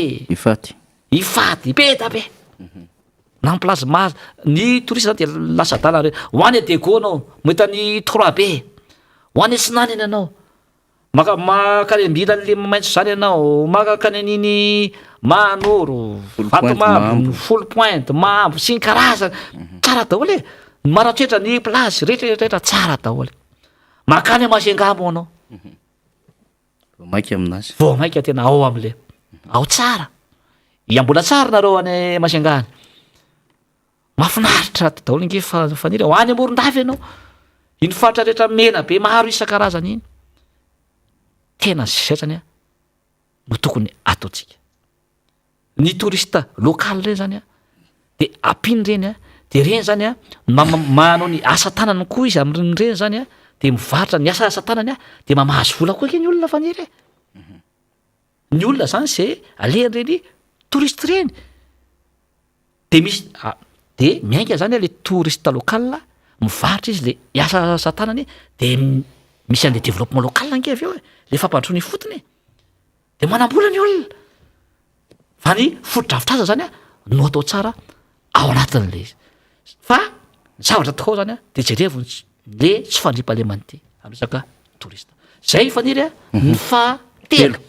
ny fahaefatra de ny politika ny angovo sy ny arena kibony tany politique de l'énergie sy ny mine io zany a tokony jerevana tsara efa teneko teto faniry tsika manana renirano be am'resaka angovo afaka ahodina reny afaka manao barrage hydraulique tsika afaka manao barrage hydroélectrique tsika ao anatin'le izy zany nge no tokony ataotsika am'resaka angovo de be da be ihany ko itsika tokony manana pétrole tsika tokony vokariny reny faniry ny bio diesel mamokatra ny reny tsika de menange io jiry sy rano io ny renirano a efa nyteneniko exploité o trandrao le renirano ny rano masina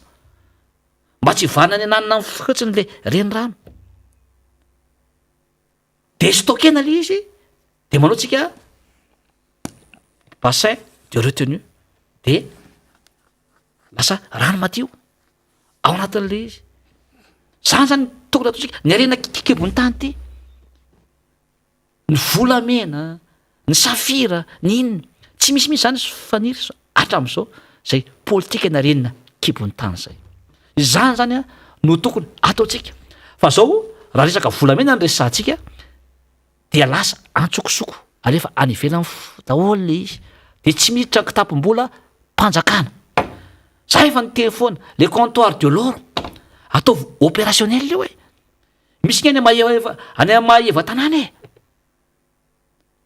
any ambilibe any andilamena any rakaka maro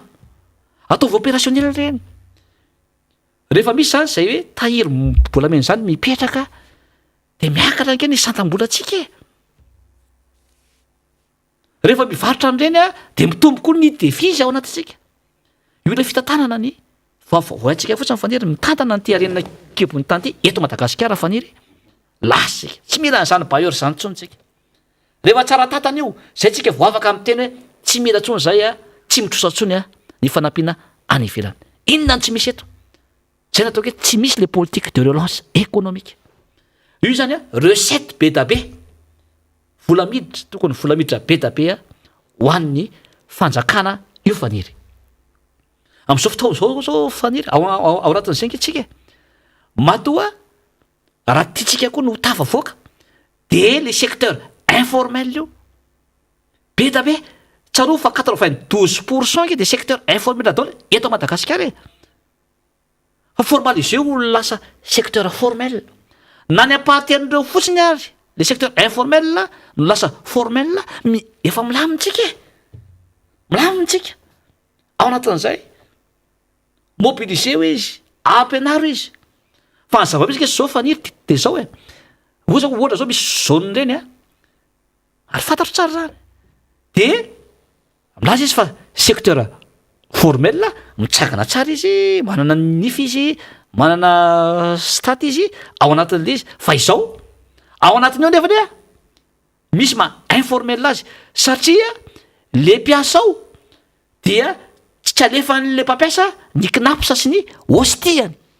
de lasa secteur informel izy satria ny mpampiasa zany raha ohatra hoe andovola any amin'ny knapsa de tsarovy fa 13% no alohany ny mpiasa ray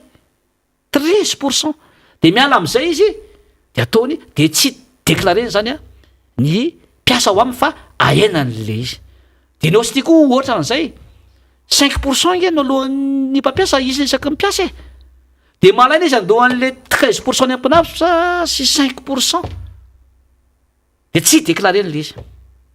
nefa tokony hetra miditra amin'ny fanjakana asan'ny fitondrana nge zany tokony ataonareo zany ny 1% moa zany a de moa zany fa automatika ny piasa rehetra zany a de miala 1% any amin'ny knapsa sy any amin'ny osti zany a ao anatin'izay zay zany faniry isany zava-dehibe zany faniry io politika ny angovo sy ny arena kibony tany io ary eto kaniry raha resaka fandranana no resan de zao nge 75% ny entana jifaina no irantsika eto toerana de afarana daholo nefa tsika manana matière première nefa tsika manana matière première be da be afaka mamokatra tsika afaka mamokatra tsika 75% ny entana de afany ivelany daholo be loatra la importation zany be loatra aiza moa santam-bola tsy totongana vo mitotongana ny santam-bola de tsy maintsy miakatra ny vidim-piainana de faefa mividitsika miaina ao anatin'izy mba tsy revo zany ao anatin'izay farany faniry santionany ny politique de relance économique zay tokony ataonareo io resaka nouvelle ville io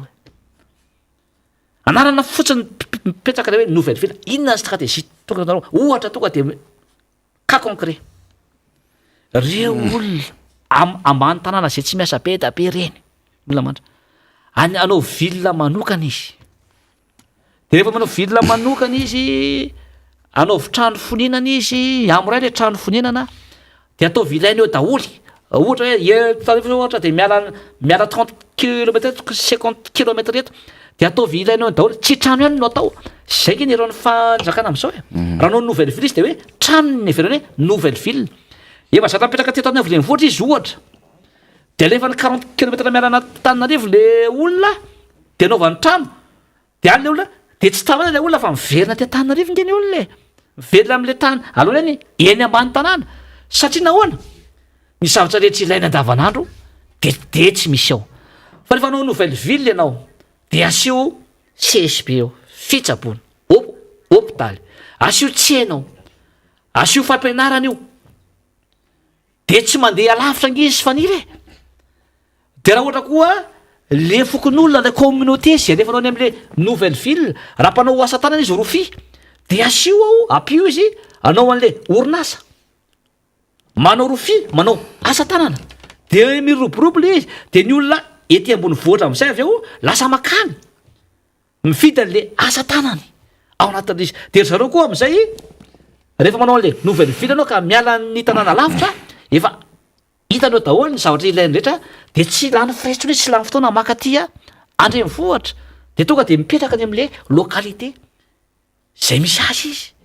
zany nge no tokony ataonareo zany hoe le olona le ambany vohatra le tena sahirany reny zany asio fotodrafitra azy le olona eto tany renivohatra le ambany tanàna le miakatra reny ny rano le canal ny évacuation zay tena tsy izy vitanareo tsony reny olo reny zany no alefanareo any de meo asa any izy tany midadasika de zay le tenako tamin'ny voalohany atsangany le orinasa manodina zay zavatra rehetra ainy eo no afandrakitana an'izay zany le orinasa tavavoaka nge tsika faniry fa so isaky ny fahavara de dibodrano ny ainy ambany tanàna mitsaly le olona na ny fivelomany nanino nanahino io sokafy le izy zany hoe le plan d'urbanisme io zany no tokony atao fa am'izao fotoana zao nge faniry mifanohatra any zany no tokony izy de hoe ny olona ety andrenivohatra na Tananarivo na Masenga na Tamatavy na Dego na Tonariro na Fianarantsoa raha ny tena izy ny olona ambony ny olona eto zany no tokony anao zavatra any ambanivohitra fa itsika eto ndray misy ale exode rural ny olona any ambanivohitra no miakatra eto nefa tsy qualifie izy tsy manana compétence izy any aniny atao ry izy ny tany eto efa nototofana dao le anaovana sasany trano ny karana sy ninona aniny eto ry izy de lasa le manao an'le asana manao aparkinina sy manao jokera sy maro isan-karazany sy mivarotra voanjo izy nefa reny olo reny tokony hofany reny ay asa tanana ay amboly tsika mbola midadasika de ampiny izy de miasa tsara izy de mively tena ngizy de mamokatra fanira ao anatin'le izy zay zany ny sationany omeko androany zay ny natao hoe plan de relance économique na hoe drafitra fiangana ara-toekarena nareo efa nahitana le teny any hoe émergence teny anareo fotsy izy fa tsy hainareo ny dikany hoe émergence zany nge de miainga amin'ny resaka industrie zany e nefa inona ny industrie ataonareo tsika tsy tokony teniteny foana e tsisy de miasa ny vahoaka ao anatin'le izy izay zany faniry ny satonany raha reo no ataonareo nandro am'ireo fotsiny no ataonareo tavavoaka Madagasikara zao zao efa heritaony nareo sisany eo de anjanareo zany a mieritreritra ao anatin'izay heritaona nke sisy efa miakisopapy nareo indray rehefa tsy anaraka nroa am'ireo indray na arisy rehetra ty efa ao anatin'ny heritaona zany nareo a tsy havita nininina itsony ao anatin'izay zay zany faniry indray ny fampianarana zay hoetiko zany a raha ny mpitondra fanjakana ary koa mba hoe mba ahafahany vaoaka koa mandalina sy mahalala hoe ay ve zay le izy a zay no tokony atao olona manome hevitra oatra zany olona mahay mananatanteraka an'izay hevitra oatra zany a no ilain'ny firenena am'izao fotoana zao faniry fa tsy mifanohatra am'izay anyary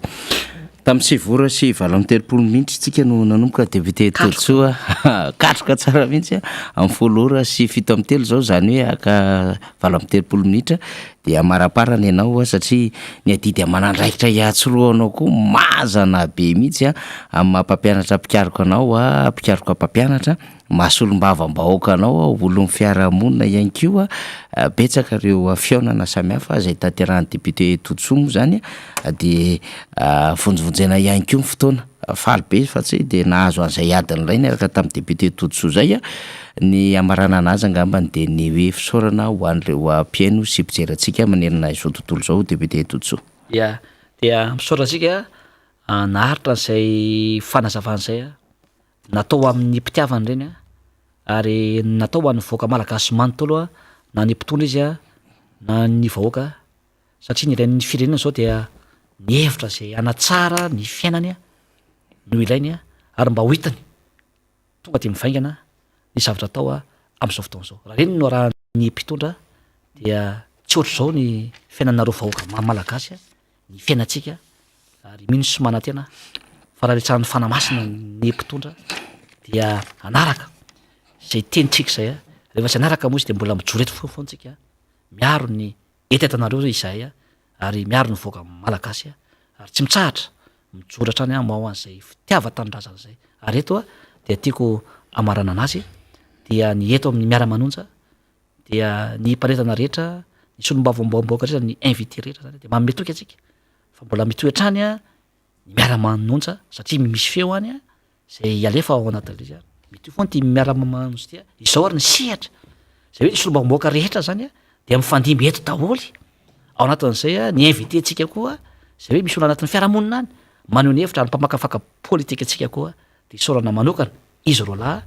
zay tena hoe eto foana zany zay mitondra ny vaovao sy mamakafaka tsara ny hevitra zany zay omimenantsika zany raha lafo ny ara-politika io na sosialy io na toekarena io na ara-piarahamonina io dia hoentin'ny foana zany ao anatin'izay koa dia mirary soa atsika rehetra ary mankahira atsika rehetra amin'ny fiainana zay misy am'izao fotoana zao ary mbola apetraka ihany ao anatin'izay fa itsika dia ao anatin'ny fanoherana ny fanoherana zany dia tsy manana ny budget hoe hoentina ampandrosoana ny atsy na ny arotsika fa ny fanoherana zany dia hevitra no hoentina ary misy koa ny sosokevitra zay hoentina zany akory tsy misakana zay asa ho ataotsika zay vola aposy ary beta be na mifora varamana zao de tena manao tena hoe mampiseho an'izay mihitsy mitondra ny vola aposy manampy ny trabona manampy ny fiarahamonina manome hevitra ary zay mpiara-miasa aminy koa zany de manaraka ny diany ary zay no instruction nomeny ahatra am'izay hoe tsara ny manao ny hevitra fa tsara ihany koa zany manasoa vahoaka arak'izay fahefanana ananana de zay zany no hoentinay ho an'ny fiarahamonina ho an'ny vahoaka malagasy ary mino sy manantena fa dia ho salama tsara daholo isika ary hiatrika zao fiainana izao koa dia mankasitraka indrindra tompola mankatelina tompoko vavy enery de fiaino fankasitrahana ny solomamoaka Todsoa Andriamampandrotsika tamin'izay hevitra zay nozarainy tamintsika teo zay tamin'ireo asa vitany ihany koa zany zay nambara tamintsika teto tena goavana be reny fanio-kevitra sy reny asa nambara tamintsika teo reny ary naseho tamintsika teo reny ny fitondram-panjakana ihany koa dia afaka mandrato hevitra any reny raha misy azo nraisina araka ny teny député Todisy hoe mba mandraisa lesona ary mba mieno satria betsaka ny hevitra zay zarana am'ireny fanio-kevitra zay entin'ireo vahiny samy hafa ireo. Ny tenentsika angambany eo avy eo rina fa ny tenentsika fotsiny de hoe ny miara-manonja ohatr'izay mihitsy miara-manonja ary misy hevitra marobe zay azaraintsika ary ambarantsika mandrakariva fa fitaovan-tserasera mpanohitra, fitaovan-tserasera lehibe ho an'ny antokotiko Madagasikara ihany koa ary fitaovan-tserasera ho an'ireo olom-pirenena zay mamaky batsilana miresaka ny zava-misy ary te hampita hevitra ho an'ny fiainan'ny firenena ity miara-manonja ity miaraka amin'ny MBS Radio Mada zany. Ity tsy ho vadika mihitsy ny hoe nde ho fikambanana na antoko politika na nde hanao mouvement parallèle amin'ny mouvement ny mpanohitra ity miara-manonjy ity na nde hivadika ity miara-manonjy ity hifanentsika na hanao fitaovana zay andro-tehana na apediana trano mpanohatra ato anaty ato na ny antokotiko Madagasikara mihitsy ara tsy ohatran'izany mihitsy foto-kevidehibe fampizarana ity fa mieritreritra firenena mandrakariva ty miara-manonjy ty ary mieritreritra ny anavotana ny Madagasikara de angonina avokoa sy zaraina reny hevitra rehetrarehetra eny de zany no ezaka ataony mpanetana mpamakafaka reo solombamoaka sy reo vahiny atao anatin'izy ity. Itsika zany de resahana manjava tsara misy ny amina hoe aza varina am'izay fivoizan-kevitra hafa ivelan'ny ambaratsika mazava eto anivon'ny fanarina zany. Araky ny nambarany député Todisy teo de ampiasantsika tsara ny antokotiko Madagasikara ny RMDM ary raha ohatra izy moa ka tsy de lina am'izay hoe mety misy foto-kevitra mety mbola mampiazo azy kely ve ohatra na sahala am'izany misy vondrony panorama eo zay fa légalement constitué ihany koa ao anatin'izany fanoheran'izany mazava tsara mihitsiny ary matetetika misy mpikambana ao anivon'ny vondrony panorama ihany koa miakatra manome hevitra sy mizara hevitra eto anivon'izany onjam-peo zany ahafahana hoe tena mametraka araky ny tokony izy ny fomba fanoheriny eto Madagasikara sy zay mety hoe fitantanana tsy mety ka fanitsina sy famerenan-dohan'ilay tsy fetezana atao mpitondra fanjakana zany. Zany ny adiditsika fa tsy hitsangana isan'andro amorona karazam-pikambanana sy mouvement akorina ka ny ato an-trano ihany anao an'le 50+50 égale 50 fa tsy hitondra résultat de ny ato any ny sotomma hivoaka ny ivelany de ameno amin'ny vondrom-pikambanana samy hafa ny ivelany ihany de hifaninana ny ato an-trano ary zany no manahirana zany. Tsy ny ao anatin'le fitondram-panjakana ihany satria misy ao anatin'le fitondram-panjakana manao ny ataony ary misy mihitsy le hoditra akondro anatin'le fitondram-panjakana azy zany mampisavoritaka zany ary mahatonga azy ireo ho sahirana amin'ny lalao an'le sy mitondra an'le sy mitatana an'le firenena ary zany mbola asa lehibe ho an'le mpitondra fanjakana zany fa ato anatiny ihany koa de ahitana taratra am'izay ketriketry do samy hafa zay te hieritreritra foana fa mieritreritra fa manan-kevitra mihoatran'izay tena hevitra lehibe zay vokariny fanoherina zay mikoando mivory tsy tapaka mijery zay mety mahasoa an'ity firenena ity de mieritreritra ny te ho sefy mihoatra ny sefy foana mandrakariva ary mieritreritra ny tenany ho manana zay hevitra lehibe mihoatra n'izay manana hevitra zay atao anatin'izany tontolon'ny fanoheran'izany. Iveritsika fa manitsy an'izany tsika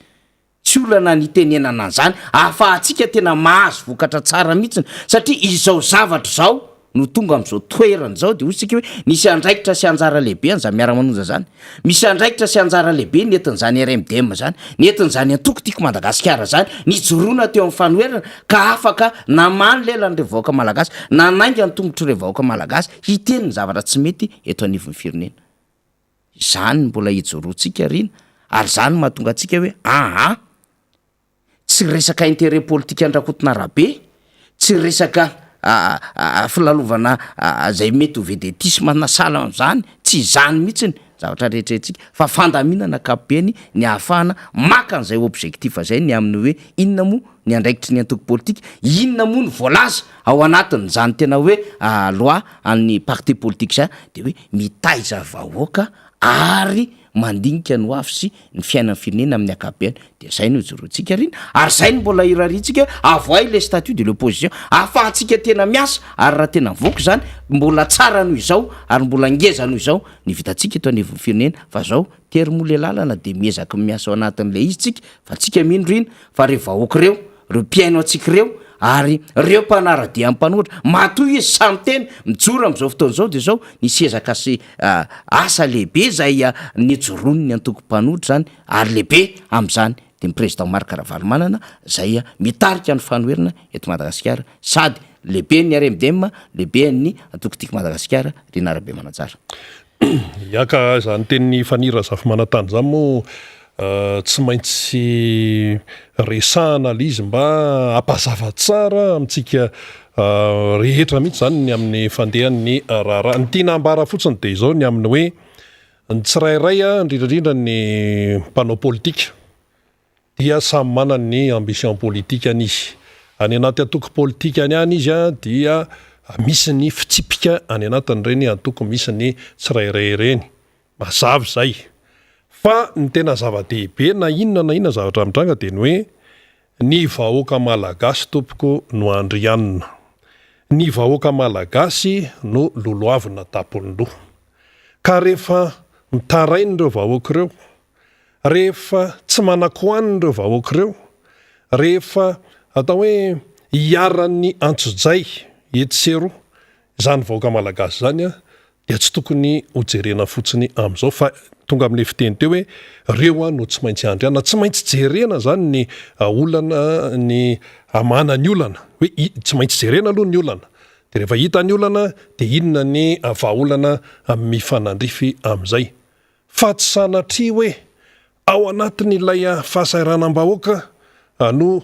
aketriketrehana no hoe ararotina mba ahafahana mikendry zavatra hafa mba ho tompontsoan'ny tena manokana any orinany zay le izy tsy hoe ao anatin'ilay fahasahiranam-bahoaka zao tsika dibo-drano de ahoanandray zany zao hoe rivo-doza hafandray efa any naninany efa manakaiky Maurice La Réunion emina ty zany ray hony ny ao tsy vita de ny ao tonga ny ao tsy vita de ny ao tonga dia ao anatin'izay zany raha tena hoe tia tanyrazana ny olona anankiray dia mieritreritra hatrany izy hoe ahoana ny ahafahana mifanampy ahoana no ahafahana mifanafitra ao anatin'ilay problema ao anatin'ilay tena hoe fahasahiranam-bahoaka io tsy misy akanavaka io fa rehefa hoe malagasy ianao zany ao anatin'izay fahasarana an'izay dia tena rehefa hoe mipetraka mazava tsara zay fomba fijery zay samy malagasy isika mianakavy de mifanampy mifanavitra ao anatin'ny olana takan'izao indrindrindra hoe olana vokatry ny loza voajanahary fa mbola misy koa moa olana hafa izay olana no ny tsy fahaizana amin'ny lafiny maro zany ka le izy tsy sanatria hoe ao anatin'izay fahasahiranam-bahoaka zay ianao no andeha zany anararoatra aka hoe ararotiko ty ahafahako mahazo an'ilay tanjona izay tiako hotratrara tian'le olona hotratrarina io izay zany le hoe tena hoe tsy fijerevana afa-tsy ny tompontsoan'ny tenany zany ny tena zava-doza zany satria izay le hoe fanararotana ny maharary ny malagasy zay no andeha hoe anaovana kajikajy sisy ambition politique iny samy manany azy fa raha resaka kosa hoe fanararotana dia tsy mety izay ary tena tsy mety mihitsy misy mantsy miteny hoe am'izao fahasahiranam-bahoaka zao de misy miteny hoe tena mifampinana ane le malagasy tena mifampinana de misy miteny hoe tsy marina zany tsy marina zany aiza koa zay mifampinana eo ko samy mandeha amin'ny fiainana io rehefa tena jerenao zany le izy de tena mitombony zay inona mipirofo mitombony zay satria lasa very lay soatoavina lasa tsy mitombona intsony ilay le hoe aterokalao ilay fifampitsinjovana ilay toetsaina na malagasy ny malagasy izay napetraka ny zokiolona sy ny ray aman-dreny tany aloha rehetra tany hoe fampitsinjo sy ny sisa. Mifampinana ny malagasy amin'izao fotoana zao satria hitantsika hoe le tenany zany tsy maintsy velominy iny, ny vady aman-janany tsy maintsy velominy, dia raha vao misy irika kely ahafahana hoe mahazo izay ilaina zany,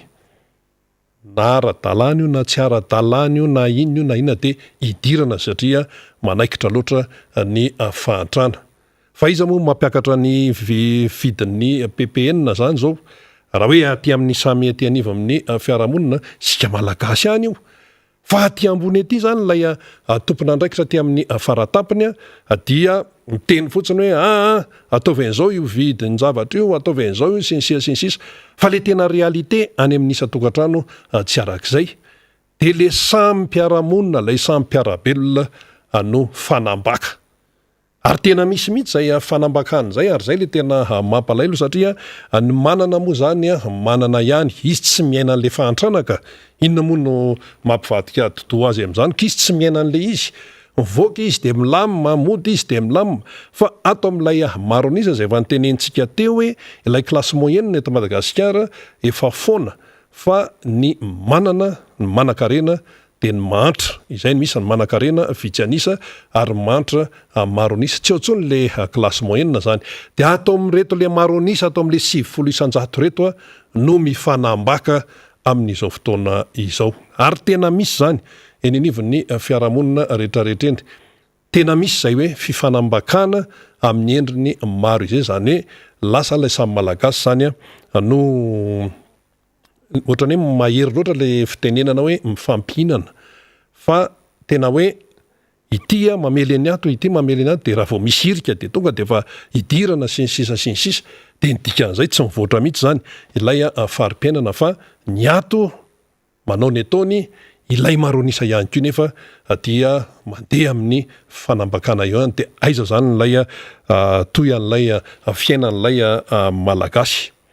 Rehefa misy tompoko ny olana, tsy maintsy misy ny vahaolana. Zay zany le fiainana. Ary ny président Marc Ravalomanana efa niteny zay manana olana, manana hitanay le olana, fa manana an'ilay vahaolana fanaraka amin'iny, tsy maintsy fantatra aloha le olana, ary ny olana zany iaraha-miaina le olana, fa le vahaolana tsy hita n'ilay ampitatana ny firenena amin'izao fotoana izao. Président Marc Ravalomanana noteny manana ny vahaolana, ary le olana nefa efa hita eo ambany maso ao zany le izy. De mifanontaniana mipetraka maninona ara no tsy atao ilay fampiarana n'ilay vahaolana. Ny antony de tsotra fotsiny, satria ao anatiny ao de efa misy be dia be ny zavatra tsy milamina. Ahoana moa ny voan'ny vahaolana zany entina amahana an'ilay olana izay misy, izay iainan'ny malagasy zay olan'izay, ananan'ny malagasy zay olan'izay amin'izao fotoana izao, ahoana no amahana an'izay. Manana olana sika, efa iainana mihitsy eo, ary efa taona n'le izy tena hoe olana foana vao mivoaka, de olana tena miaiky, manana olana isika rehetra eto amin'ny firenena. Fa le olana mitombo, satria ny ato tsy miva, ny ato mipotra, ny ato tsy miva, ny ato tsy mipotra. De fangaro zany le izy dia tsy tatsony izay lalana izay ale zany ao anatin'izay rehetrarehetra izay. Misy ny vahaolana hoy président Marc Ravalomanana manoloana ny fisian'ny olana izay iainan'io. Ary lay fandraisana andraikitra zany dia tsy hita mihitsy hoe ahoana ny fiafarany ilay fandraisana andraikitra ataony tompon'andraikitra eto amin'ny firenena. Zao ny any Anosy Varika de ahoana zao io, de hoe ny eo amin'le toby fisian'ny hoe ny sakafo ony de sositra ny olona de zao de hatramin'ny andro alina de lasa nidina an-dalambe de lasa hoahoa be any Anosy Varika, satria nona le malagasy olana zany anoanana zany. fa le tompona ndraikitrehtra tsy manana vahaolana fa endrikendrika ivelany foana no hita ao anatin'ny izay zavatra amseho izany. Manana olana isika fa ny vahaolana mifanaraka amin'iny tsy araka ny tokony izy. De zao zany zao hipotra indray ty rivodoza hoe emina tity any amin'ny ranomasina indianina any. Rahamaso akaiky io satria efa akaikaika amin'ny Maurice la Réunion zao le izy amintsika amin'ny teny zao. De ho hita hoe ahoana ny fivoarany amin'io herinandro manaraka io. Tsy maintsy arahantsika ny momba an'izay. Io moa zany vaovao io izy io mitoetry ny andro nataony amin'ny teny frantsay zany fa bangotsika amin'ny teny tokana fotsiny le izy hoe efa anakaikany nosy Maurice any le izy sy nosy la Réunion ary hipaka aty amin'ny morotsiraky Madagasikara ary voatononao mihitsy zany moa any amin'iny faritra atsinanana iny. De iza moa zany faritra atsinanana zany isan'izany zany Brickaville i Tomasina dia zay manodididina rehetra iny zany any amin'ny herinandro ho avy any zany no mety isin'izay fa emina ty efa misy ao amin'ny ranomasina indiana. De eo zany mipetraka ny hoe inona ihany ty mahazo antsika malagasy ty. Izany no ilana le fahaizana mitantana zany sy le hoe fahaizana mitondra ny firenena izany. Io aseho an'ny teknisianina eo amin'ny sary io zany no mety lalan'le izy ary raha jerena le izy raha ny fanazavana nomen'ny ireo manam-pahaizana momba ny toetrandro de be velarana be 300 kilometatra ny velarany raha ny fanazavana eo ary tsy hoe ny ety amin'ny ranomasina indianina ihany akory manam-pahaizana no manome ny vaovao zany fa saika ireo manam-pahaizana momba ny toetrandro maneran-tany mihitsy de manaraka akaiky an'izany fandehan'ny rivodoza izany. Isika amin'io tena hoe kofina tanteraka mihitsy. Tena kofina tanteraka mihitsy sika ao anatin'izay rehetrarehetra izay kanefa le izy afaka natrehana tsara raha mipetrapetraka tsara tompoko ny fomba fitantanana teto amin'ny firenena. Naveritsika foana hoe tsy manana excuse mihitsy ny régime amin'izao fotoana zao raha ilaza hoe ka le izy kosa ane loza voajanahary ka le izy kosa ane zao ka le izy kosa ane zao.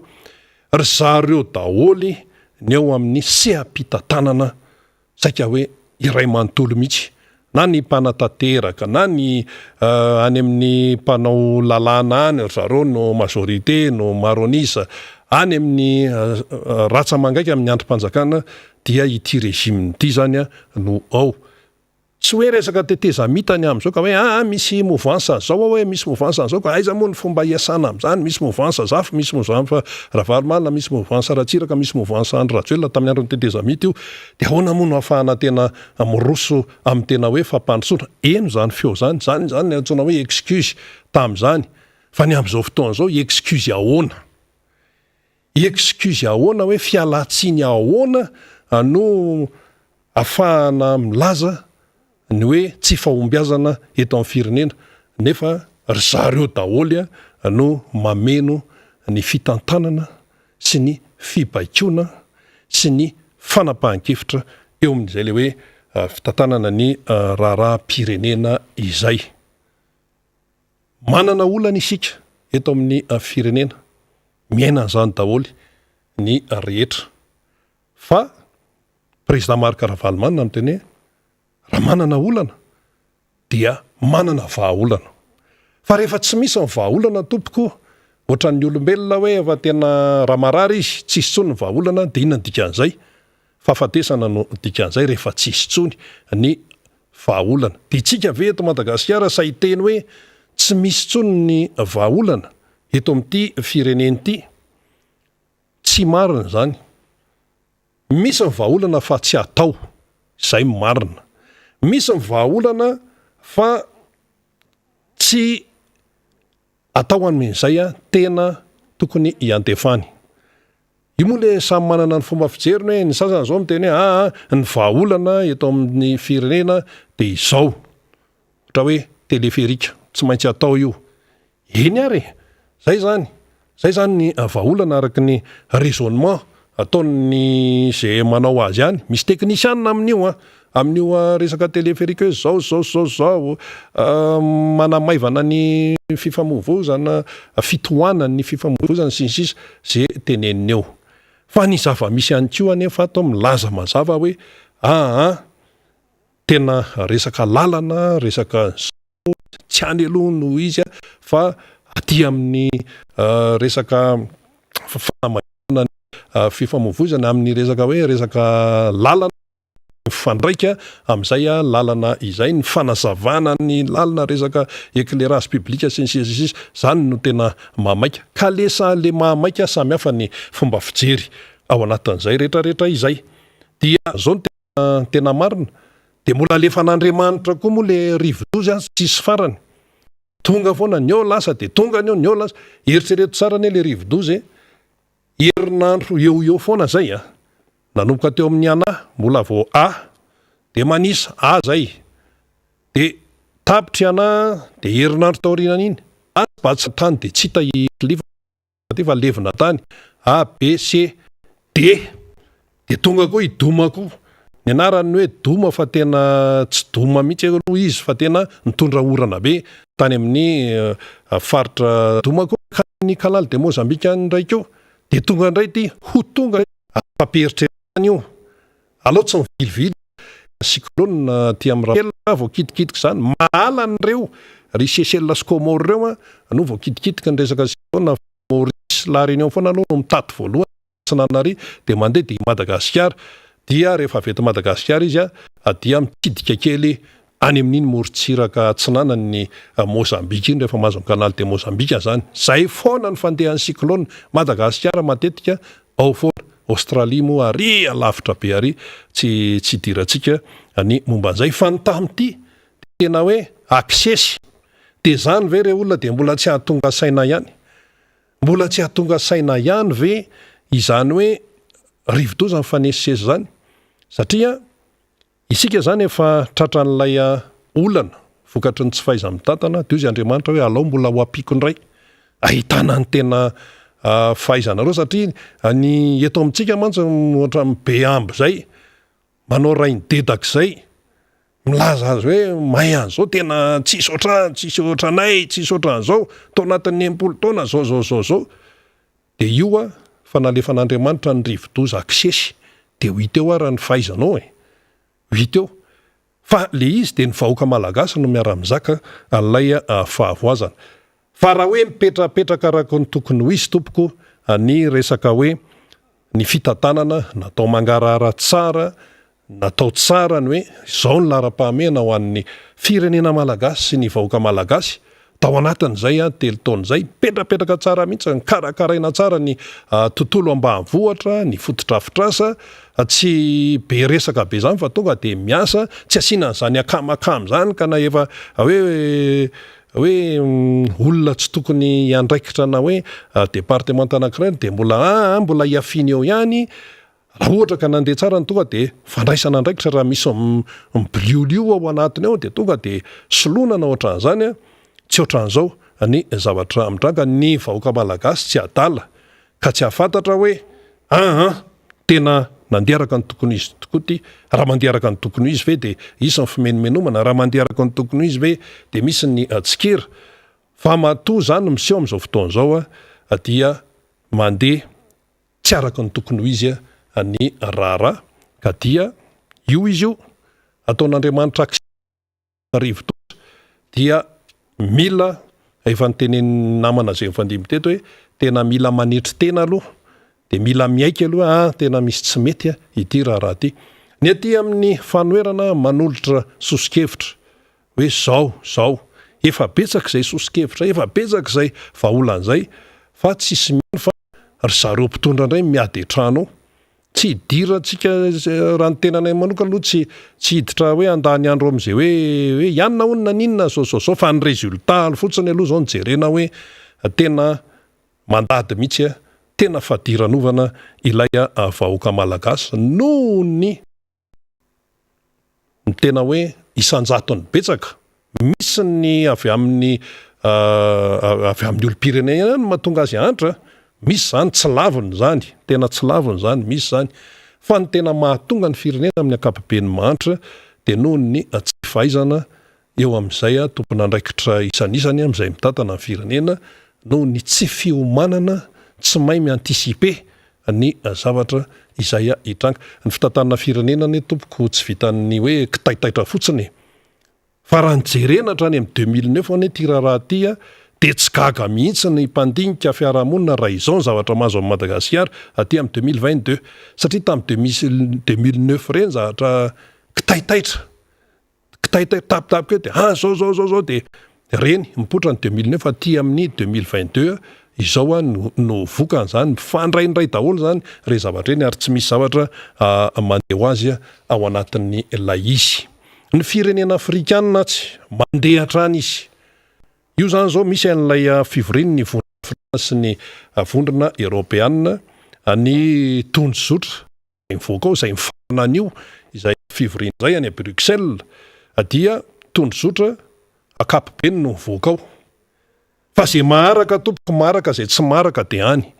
i Madagasikara ave maharaka sa tsy maharaka ao anatin'ilay izy zao zany zao dia hoe loha hevitra 7 no ekikevitra tsy hoe dikevitra moa zany fa hoe hojerena zany ny fomba iarahan'ny vondrona eropeanina sy ny vondrona miasa. Loha hevitra 7 table ronde anaky 7 samy misy loha hevitra daholo zany amin'ny voalohany zany dia hoe resaka hoe financement de la croissance, resaka famatsimboana zany hirosona any amin'ny hoe fiakaran'ny toekarena amin'ny ankapobeny. Ny faharoa dia ny hoe système de santé production de vaccin, resaka fahasalamana zany, resaka famokarana vaccine zany. Fahatelo l'agriculture eo développement durable, resaka tontolo ambanivohitra zany ny fambolena zany zay mikasaka indrindra ny any amin'ny hoe fampandrosoana tena maharitra fa tsy resaka hoe tselitselika ny dikan'izany tompoko ny tontolo ambanivohitra sy ny fambolena dia iankina ny fampandrosoana maharitra izay eto Madagasikara dia miatrika olana goavana amin'izao fotoana zao satria ny tantsara zao mandositra tenenina hoe mambolena tantsaha miopiny ny tantsaha sy ny sisa ko ny fotodrafitrasany tsy vita, tohodrano tsy vita, ny kanalina tsy vita. Inona ihany koa miasa izy tafiany dalo ny ombony kinona ny janonany ihany lasa izy ny aina aloha ny voalohany indrindra dia mitsoka izy dia io mameno ny aty Andrevohitra io 4 minutes 4 roa satria avany amin'ny faritra ivelana Antananarivo daholo ny ireo tompoko ireo 4 ireo ny atao hoe 90 isan-jato ny eto Antananarivo zany. Dia anisan'ny loha hevitra fahaefatra zany zao amin'ny fivoriana ionan'ny Afrika sy Europa io ny hoe resaka hoe éducation, resaka culture, resaka fampianarana sy ny resaka kolotsaina aisintsika ao anatin'izany rehetrarehetra zany. Dia eo ny resaka hoe formation professionnelle, migration et la mobilité, resaka fanofanana arak'asa, tontolon'ny asa problema be eto Madagasikara, resaka migration fifondratoerana sy ny sisa ao anatiny daholo zany rehetrarehetra zany. Dia mandeha ihany koa zany hoe soutien au secteur privé et intégration économique, fanomezana aina avao, fanandratana mihitsy ny resaka tsy miankina zany, ny sehatra tsy miankina zay moteur mampiodina ny toekarena sy mampahazo aina ny toekarena satria tsy vitan'ny fanjakana amina firenena anankiray fotsiny io fa tsy maintsy mandeha zany ny secteur privé, ny resaka intégration économique, resaka toekarena fampiakarana ny toekarena fampazona izy ainazy dia eo ny resaka hoe paix, sécurité, gouvernance, fandripahalemana, ny filaminana, ny resaka fitantanana resahana ny a Bruxelles daholo zany. Dia io indrindrandrindra resaka hoe changement climatique, transition énergétique, numérique, matière de transport.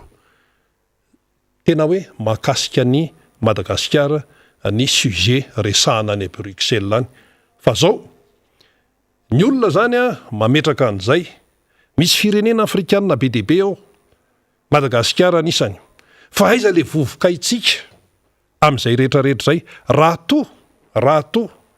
ka tena hoe nisy ny tena fampandrosoana marina teto amin'ny firenena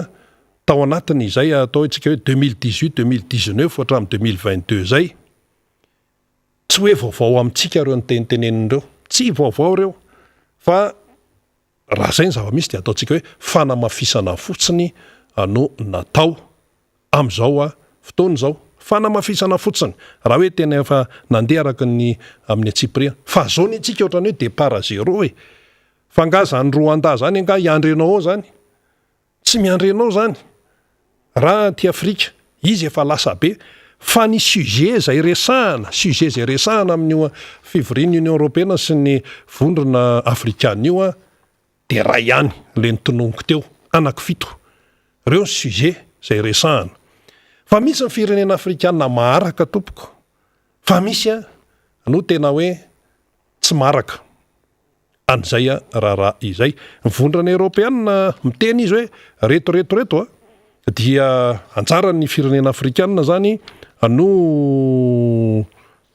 mijery izay atao hoe fomba anatanterahana an'izay rehetrarehetra zay misy aloha zany ny fanamariana nataon'ny filoha frantsay Emmanuel Macron omaly io tamin'ny fanokafana n'ity fivoriany ity dia inona no teneniny hoe bâtir un avenir pour la jeunesse zany hoe mikatsaka ny hoavy tsaratsara kokoa de omena lanja ny tanora fotikevitra zay fa ny frantsay koa moa zany zao efa tena mihoatrotra aloha mihitsy am'izao satria efa sahirana tsy afaka an'le anao hoe may misy ohatry ny taloha aty Afrika fa efa miditra ny Rosiana miditra ny Sinoa miditra ny Turka miditra ny Indiana efa samy miazakazaka miditra ny Amerikana aty Afrika daholo dia manao zay hoafa ny frantsay zany hoe mba hitazonana an'izay le mba hoe tombontsoa izay aloha satria misy tombontsoa aty Afrika matoa izy manao an'izao sy izao zany ao anatin'izay fa etsika anoizana ny fandarana trany dia misy ny vaovao farany momba ny cyclone tamin'ny folora maraina teo tonga dia hoentina aminao zany aloha izy io zany ilay cyclone emina tio dia ny tombo hery izy ka lasa forte tempête tropicale mafimafy zany tamin'ny 6 ora teo de tany amin'ny manodidina ny 9.7 kilometatra tsy nanany sambava no nisy fohibeny miakatra ho 100 kilometatra isan'ora ny rivotra entiny izay arahana tafiotra na ny rafale zany eo amin'ny 700 kilometatra isan'ora na 140 kilometra l'heure zany ary de mikisaka miakandrevana somary atsimo andrevana izy ka mafaka eo amin'ny 3.0 kilometatra isan'ora inona ny dikan'izany manatona makaty amintsika zany le izy matoa mikisaka miakandrevana manambana ny morontsiraka tsy nanana emina ty ka ina iditra tanety eo anelanelan'ny taomasina sy vohipeno ny talata amin'ny talata io 12 febroary ho avy zao amin'ny tanjaka cyclone tropicale intense zany hoe eo amin'ny 5.10 kilometatra isan'ora ho fiomanana sady ary dia entanina zany reto faritra manaraka reto mba apiatra ny fepetra mikasika ny filazana fanairana zany miloko maitso raha hoe miloko maitso izy de hoe fanairana tairina dikan'izay fa tsy atoritory analanjorofo faritra tsinanana faritra vatovavy faritry fitovonany efa samy hafa vatovavy sy fitovonany dia faritra atsimoatsinanana iny ary dia iangaviana araka zany ireo ponina voakasika ny filazana mba hanaraka tsara ny toromarika omeny ny manam-pahefana eny ifotony rehetrarehetra eny dikan'izay zany raha nambaran'ny météo Madagasikara de anomboka ikorotana ny toetry ny andro any an-dranomasina manomboka amin'ny alahady ho avy izao zay le izy itsika moa tonga dia mitotana ary dia isorana be deaibe ny ao anivon'ny météo Madagasikara satria izy ireo tompoka dia manao ny aintsy ho zavatra mihitsy amin'ny fampahafantarana fa io dia anjarantsika zany no manaraka ny lay izy mba tsy hoe ho tapoka be ny raharaha manoloana an'izay resaka toetrandro izay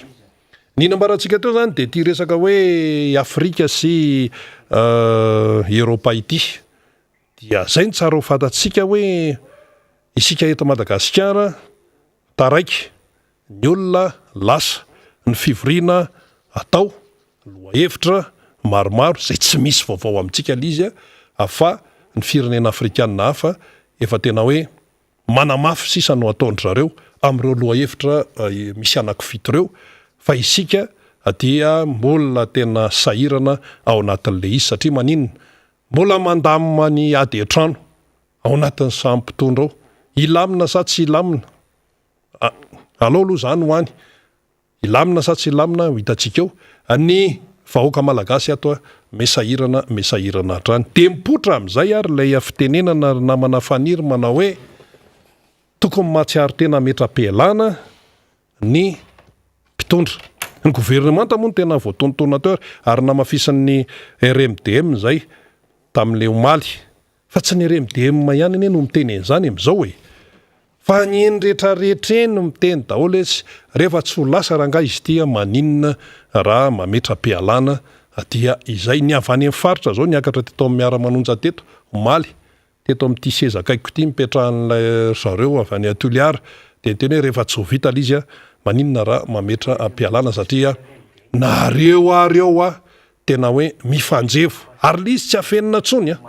tsy afaka afenina tsony taloloha teo le izy mbola nafenina ihany mbola namboamboana sotran'izao zao le izy efa tena hoe ina moa le fiteny azy efa hoe mibanaka de ozy izy le vahoaka malagasy hoe inona ary ty ve ohatran'izany ny tena marina ao anatin'ilay rara dia angamba alefatsika namana faniry ilay nambarany RMDM sa rehefa hitan'ny teknisianao na ahoana afahatsika tena hoe tafiditra tsara ao anatin'ilay resaka zany fa rehefa tena tsy hitany solution zany dia mametra-pialana ohatran'ireny entraîneurna baolina reny de rahantsika ara ny fanambaran'ny RMDM tsy misy izay tsy mikolay vokatry ny amafin'ny fianana ny vahoaka malagasy amin'izao fotoana izao ny vidim-pianana tsy mijaha miakatra ny tolotra asa avy amin'ny fitondram-panjakana mba hahafahan'ny rehetra mivelona araka ny tokony ho izy anefa tsy misy tsy lazaina intsony ny fiazakazahana amin'ny zavatra tsy lahara-pahamehana izay tsy misy ifandraisana akory amin'ny mahasoa ny vahoaka ny fandikan-dalàna isan-karazany ataon'ny olon'ny fitondrana manginy fotsiny antondra fahoriana ihany ny malagasy amin'izao fotoana izao ireo ny tsy fanajana ny safidin'ny olom-pirenena tamin'ny fividianana tamin'ny taona 2024 ho amin'ny firenena sy ny firenena dia firenena iraisany fa ny mpitondram-panjakana no manao bemarenina sy mandray ny hevitra ny atolotsy ny RDM raha zarena ny politika akapobeny ndesana amin'ny tany sy fanjakana dia tsy misy laona sy ligne politique misy fa dia hoe ity politika agnanovana asa ho an'ny vahoaka any tanora any ka lasa totakely ny mipetraka eto mpangalatra daholo le olona satria sanasa nona jerevina ny politika hitatanana any ny vidin-javatra de zay miakatra daholo ny vidin-javatra any ka efa sy matady tsony ny vahoaka hiatsika an'izany dia ny fanondranana volamena isan'andro zao dia sisy tokony andraikitra raha atao bagnotokana zany ity fitondrana ty zany teto Madagasikara voalohany ny fitondrana sisy ilana azy tokana ny vahaolana dia ny fandravanan'ny gouvernemanta araka ny nambarany teo anivon'ny RMDM hatrany tsy hovela ihany koa ny taona 2024 hiatrehan'ny Madagasikara ny fividianana filoham-pirenena indray ary efa mikenokenona amin'ny fanatanterahana izany ny rehetra indrindra fa ny eo anivon'ny CENI na itsy ireo mpikambana eo anivon'ny RMDM androany raha nilaza fa tokony roso amin'ny fikaonan-doha aloha mialohan'ny anatanterahana ny fividianana izay iakinan'ny hoavin'ny firenena sy ny vahoaka malagasy rehetra manoloana ny raharaha politika sy ny raharaha sosialy iainan'ny firenetsika dia manolo-kevitry izahay handravana faran'izay aingana ny gouvernemanta satria sady tsy mamaly ny etaetan'ny vahoaka malagasy no sady manala baraka ny firenena malagasy raha teo koa ny ankoatrin'izay diversion manana parlementaire isika na solombavambahoaka zay nomeny lalàna hametraka ny fitsipaham-pitokisana ny gouvernemanta manana mpitandro filaminana isika derneur à part de l'état na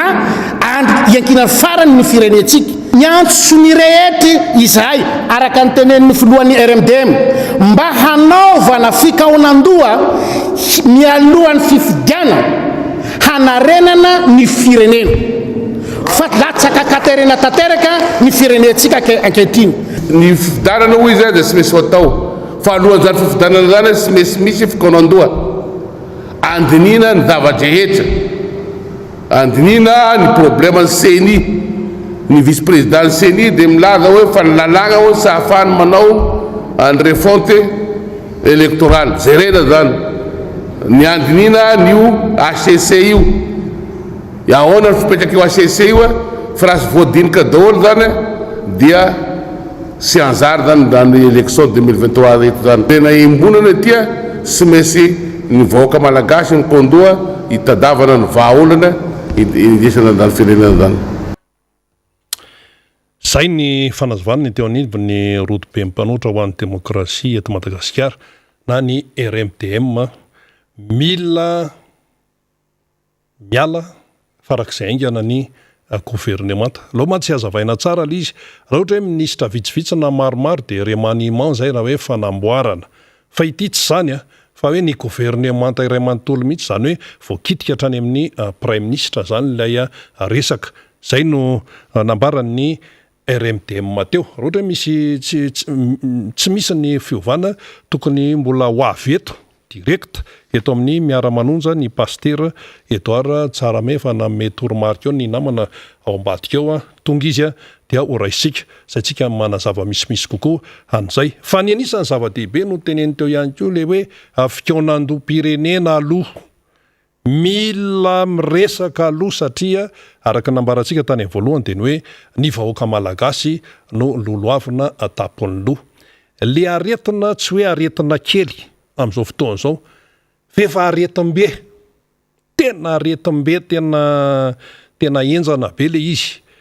Dia rehefa aretim-be zay zany dia tsy maintsy jerena any amin'ny fotony hoe inona no zavatra nahatonga an'io. Zay zany dikan'le hoe fionam-be pirenena na dialogue national na zay itenenana azy ihany. Fa ty resaka ty tompoka amin'izao fotoana izao fiainandra malagasy tsy vitany hoe tsaingotsaingoana fotsiny hoe pasipasoana dia pasipasoana roa ohatran'le manamboatra lalana dia atao tipitopy atsy dia tonga ny ora. Io zany zao avy amina ty dia isy oram-be dia ahoana indray dia hiala daholo indray le goudron napetraka teo sinsinsisa. Tsy izany intsony zao no tena tokony ho izy fa tsy maintsy jerena any amin'ny fotony mihitsy satria efa tsy mandeha araka ny tokony ho izy zany zao le fiainam-pirenena na ahoana aloha zany resantsika fa dia izay no fomba fahitany ny RMDM azy. Ary rehefa natao ny fanadihadiana teny amin'ny fiarahamonina dia izao tsy mifanalavitra amin'izay tenen'ny RMDM zay daholo no tenen'ny olona na pomba ny fitondrana io na tsy pomba ny fitondrana io na sokajy inona io na sehatra inona io dia efa mahita an'izay hoe tsy lasa ntsony akory zareo areo miady ny vahoaka ata tena sahirana dia sahirana solution amin'io dia mametraka fialana ny gouvernemanta faniry. Ny titsika resana anatin'izay manko hoe inona zany no namerenantsika azy rena dia hoe mba hanamafisana n'lay foto-kevitra zay apetraka ao anatin'lay resaka valandresaka ao ampanao gazety zany napetraka ny RMDM hoe reto antonantony samihafa reto zany hoe nilay fitondram-panjakana koa zany mba omena solution ihany izy fa fantatra izy fa sepotra ihany fa tena mena mihitsy fantatra izy zany fa sepotra le fitondram-panjakana satria le zava-misy amin'izao fotoana zao manko ny aty anivon'ny fanoherana zany de ohatriny hoe mbola tsy de manetsika firy nylay inona moa zany lay hery entiny anoherana le fitondram-panjakana tato ato fa le ao anatiny le vokatry le zava-misy ao anatiny no mahatonga le fitondram-panjakana destabiliser amin'izao fotoana zao averiko tsara zay ny ato anatin'ny fanoherana de mbola tsy nanetsika ny hery firy entiny anoherana satria itsika mazava ho azy ny zavatra nitsanga arina teo de hoe voavy ny alika n'lay fialan-tsasatra tsika tamin'iny desambra iny vita iny dia ny ainga isika tratra n'le cyclone anasy batsiray de ny zavatra nataony teteny fanoherana rehefa miresaka fanoherana tsika de ny antokotiko Madagasikara ny RMDM ao anatin'izany de asitsika le vondro panorama satria vondro panorama de anisa matetetika na fanamparana ihany koa tato ato anany alalan'ny zareo anivon'ny SVM miresaka amin'izay zava-misy eto amin'ny firenena indrindra ty resaka fifidianana ity fa zao iverenantsika le adevitra rina itsika zany a mbola niasa nijery an'le fiainan'le vahoaka tam'le rivodozana itsika zany mbola nikarika hoe ahoana ny atao am'reto vahoaka malagasy rety am'ty fandalovan'ny batsy ray ity de teo koa zany zao a mbola miasa saina ihany ko le tompon'andraikitra samy hafa eo anivony RMDM sy ny tim ny aminy hoe misy malagasy mpiray tandrazana amintsika koa sahira-kevitra any atsinananosy a any analanjorofo any a mikasika nandalovan'ny iza le Dumako teo de ty ndray zany a mitady hoavy masika enjana be ndray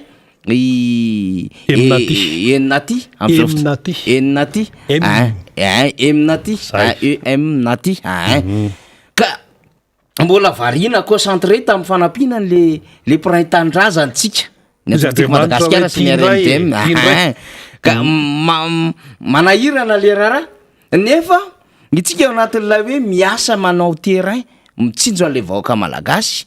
miasa ihany koa nefa tsika nazana tsany azy satria betsaka koa nyfanetany nataony teo anivony antokotiky Madagasikara sy ireo mpiatrika rehetra ny amin'ny hoe jerevo ny anarantsika na de tsy tokony ho ralina ara le hoe révision annuelle ny liste électorale natao fa refonte totale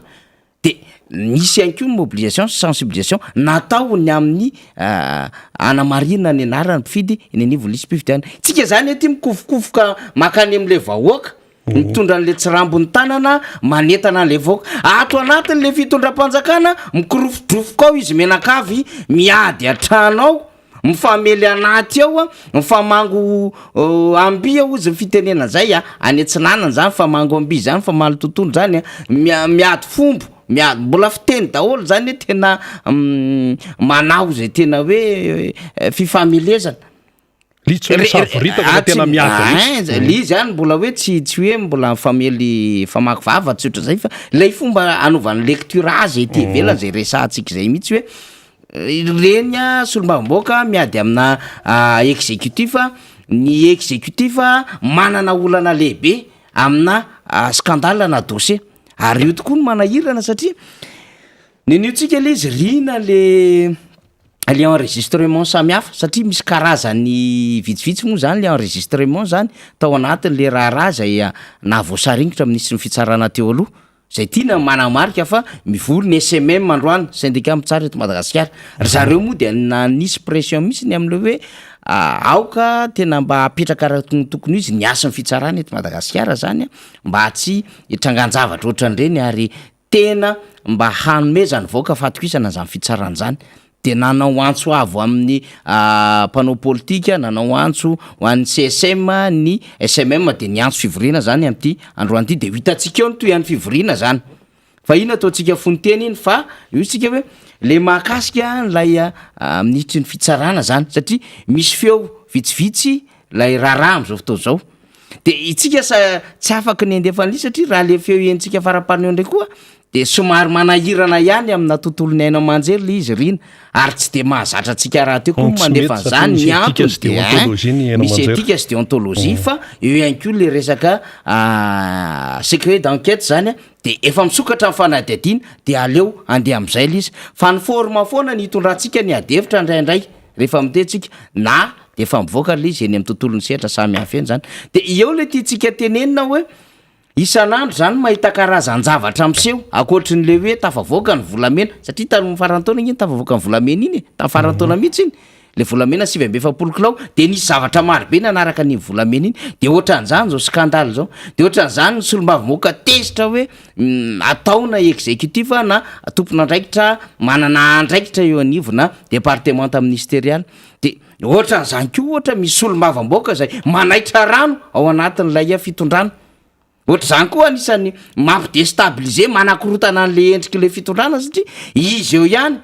any anatin'ny efa adevitra tsy tokony isina adevitra tampoka mipotra le député any kongo miresaka hoe tsy lara-pahamena tampoka ny téléférique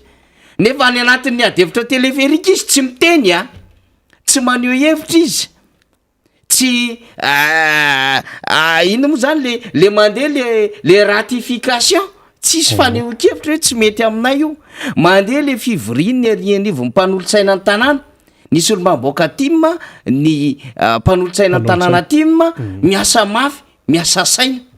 fa tsy maneho hevitra le solomamboka fa aty efa vita le izy rina efa vita le tao amin'ny mpanolotsaina ny tanàna efa vita le tao amin'ny assemblée nationale mariky nefa ny ekeny tao amin'ny conseil des ministres le izy any le député vao miteny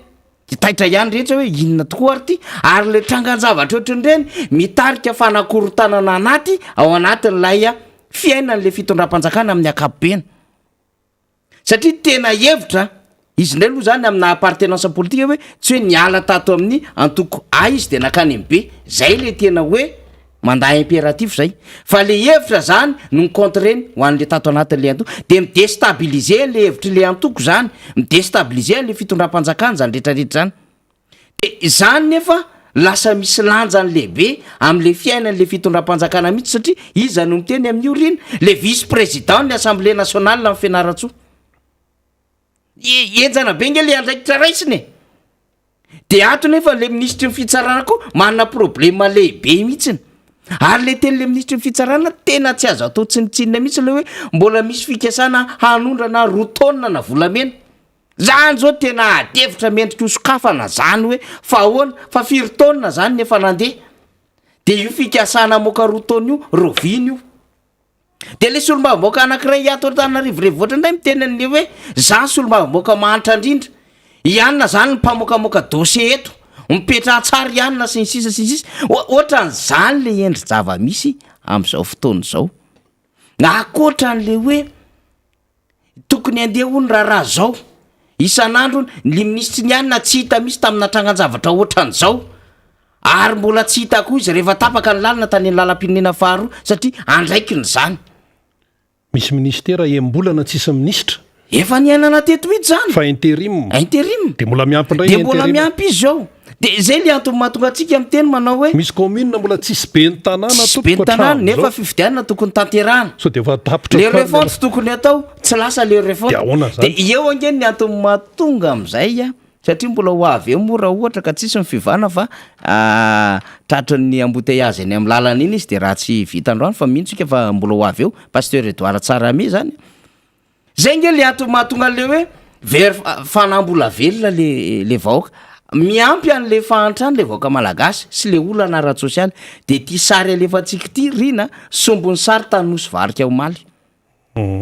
Tanosy Varika zany Omaly de nisy savoritako Omaly arivo maizina mihitsy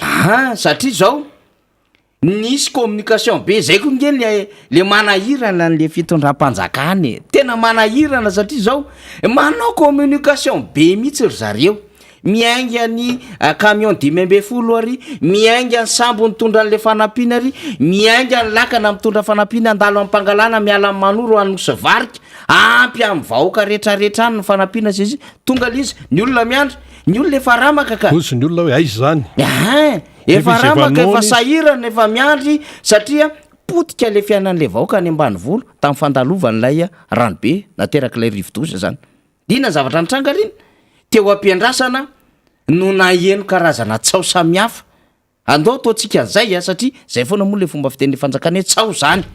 fa io miendrika anokafana fanadidina efa nisy nikasa amoaka sy hivaritra na hanodina antsokosoko ve lay fanampiana na tonga le vahoaka ny rohatra Tanosy Varika hanao an'le fahamohana izy de ny mpitandro filaminana moa zany voaterina notifidanitra zany nanao dispersion zany nanaparitaka an'lay vahoaka zany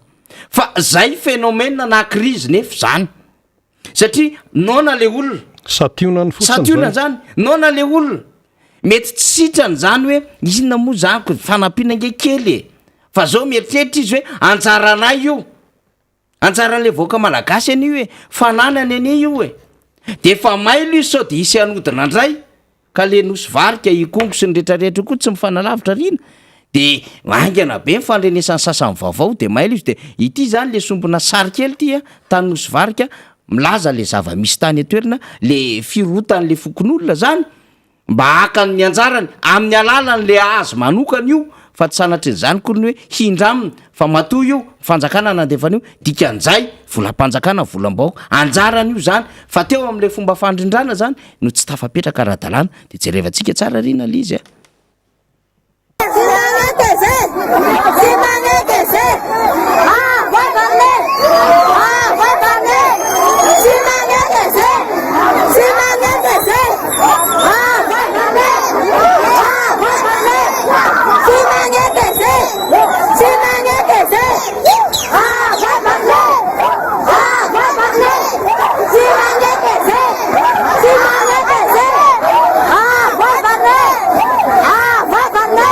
tsy manaiky zay ozy izy le vahoaka reny de hoe avoiny varinay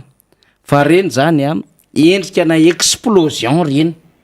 satria tsy malagasy io mihitsy ny tena hoe orsy mahantra vary rina fa matoa izy tena milahatra ohatrandreny mitaky ny anjarany de eo zany lefa fikorotanana ara-tsaina eo zany le fahasimbana ara-tsosialy eo ihany ko lay tena hoe fiainana ara-tsosialy efa tena miantra manain'le vahoaka malagasy de tsapany mba tsy ho ambakaina izy de mijoro izy rina amina lafin-javatra ohatran'ireny mafy be a ny zavatra ohatran'ireny matetika ny zavatra hitantsika de hoe leo delestage ny olona de mijoro amin'ny resaka jiro fa ty izy nona leo rano ny olona de mijoro amina resaka rano hoe leo zay tsisy rano firandro tety aminay fa ity zany tena resaka vary de tikan'izay zany le olona nona ary rehefa nona izy de hijorony fa ianao rehefa mijery ny situation eto Antananarivo renivohitra sy ny manodidina isorina zay efa nahazo fa hafa nge no saika azo ny eto amin'ny manodidina fa hafa ny fiainana ndraindray amin'ny zava-misy any amin'ny faritra de zay mahatonga ny olona hoe aleo kosa aloha apetraka araky ny tokony ho izy le fomba fitsinjarana an'le fanomezana anjara sakafo zay tokony ho azy io tsy idealy le izy a fa mametraka le vahoaka hoe tokony misy anjaranay ao anatin'izay tokony inana izy satria mafy be zany hoe rava fananana potika amin'ny fambolena lasa daholo ny fiarina tamina resaka fiompiana na ny taratasy na ny resaka fitaovana kely zay nesana teo netiny rano itsika mijery ny zava-misy aty io ane de ohatrany hoe any ambanivohatra io atao ahoana fa zay ny zava-misy fa le tatsa le vahoaka miaina azy amin'ny zava-misy any ambanivohatra any de tena miaina ao anatin'ny aretina mihitsiny tsy hoe tena marary amin'ny mihitsiny zany zara fa ahitanao tena tafitrano no mipotra satria dibo-drano tanteraka ny akoatran'izay a potiky ny éboulement ny akoatran'izay a lasa andrika za efa nahita ary efa niaina tam'izany nisy rano be nandalina tamina faritra iray tany Antsinana Nosy tany tany Analanjovy tany fa ny une partie an'le tanàna sy le trano lasa n'le rano be avokoa trano maromaro io a de iainanao tena tsapanao mihitsy le alahelo-n'le olona hoe trano na kasikara le trano misy fomba fiteny ohatran'izay na falafa na tranon-kasika de tena hoe vola mikarena ny lanina nangarana an'le izy tao de ndray mpimaso rehefa mandalo le rano be mandalo le rivotoza lasa le fananana de mitambatra daholo ny alahelo sy ny asorenana ao anatin'le izy de eto zany tsika hitantsika eo le conduite le fitondram-panjakana le comportement le fitondram-panjakana so de sy teny ndray hoe de na hetsiky ny fitondram-panjakana indray le mpanohitra ndeha hiconteste an'ilay fizarana vary satria zay foana mankorina mahazatra an'le fitondram-panjakana de sahirana ary zareo manao hoe satria izy ihany ngely nanao an'le communication hoe alors tsy araky le communication nataon'le izy hoe tonga de tonga tany avoaka de nizaraina le vary de fa mailo ny olona zany ny zavatra nitranga tamin'ny mananjary fatatsika tsara ny zavatra nitranga tamin'ny mananjary raha tsy tany zany ny antokotiako Madagasikara rina de tataky ny ahoana ny zavatra nitsanga ny aina ny revahoaka na fotsiny aza nahitana ny président Marc Ravalomanana sy ireo bureau politique sy ireo solombavamboaka ny antokotiako Madagasikara sy ireo staff tonga teny toerana nankahery niaraka nandroka fako niaraka nanadio tanàna niaraka nanapaka hazo niaraka nanala n'ireny éboulement sy sisa teny amin'ny lalana rehetrarehetra eny zava-dehibe zany maika moa fa nitondra vary nitondra fanampiana amina matériaux de construction ny avy amin'ny antokotiako Madagasikara nitareny filoha Ravalomanana zava-dehibe zany de izany endry zavatra rehetrarehetra zany no mitambatambatra am'izao fotoa zao de iny zany zao a Antananarivo zany sy manodidina zany tamin'ny ana Batsiray zany a tany amin'iny tapany Tsimbatsinanana sy tamin'ny Vatovavy a ary Fitovinany iny tsika tsy mbola iresaka amin'ny Madikô sy ny Kapisily kely satria iny koa ady hevitra ngeza be iny rina mahady hevitra ngeza be an'iny de zao ilay mpanohana le fitondram-panjakana amin'ny teny hoe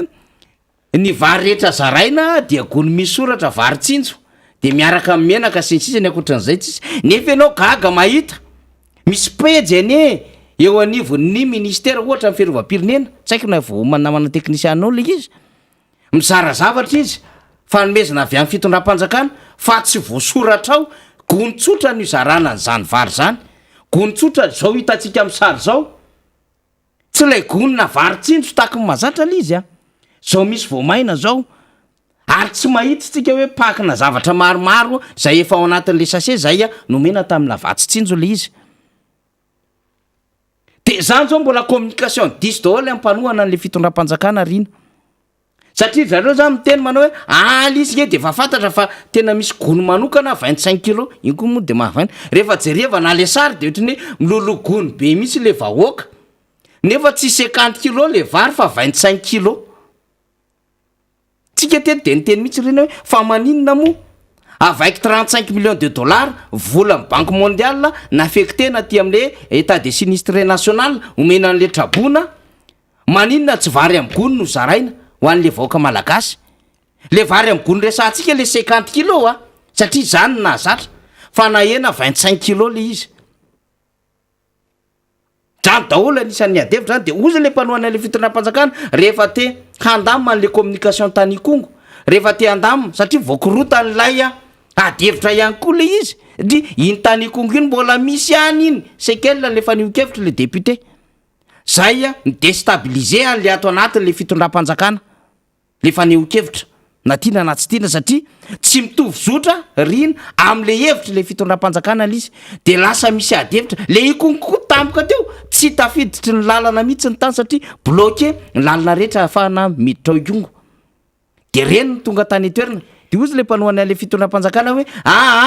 ny fanampiana rehetra atao de mazava tsara vary amgony misy hoe varitsinjo de misy menaka de misy sardina de misy vovotsira de misy voamaina de misy paty de misy cvo ohatrohatr'zao daholo miaraka aminy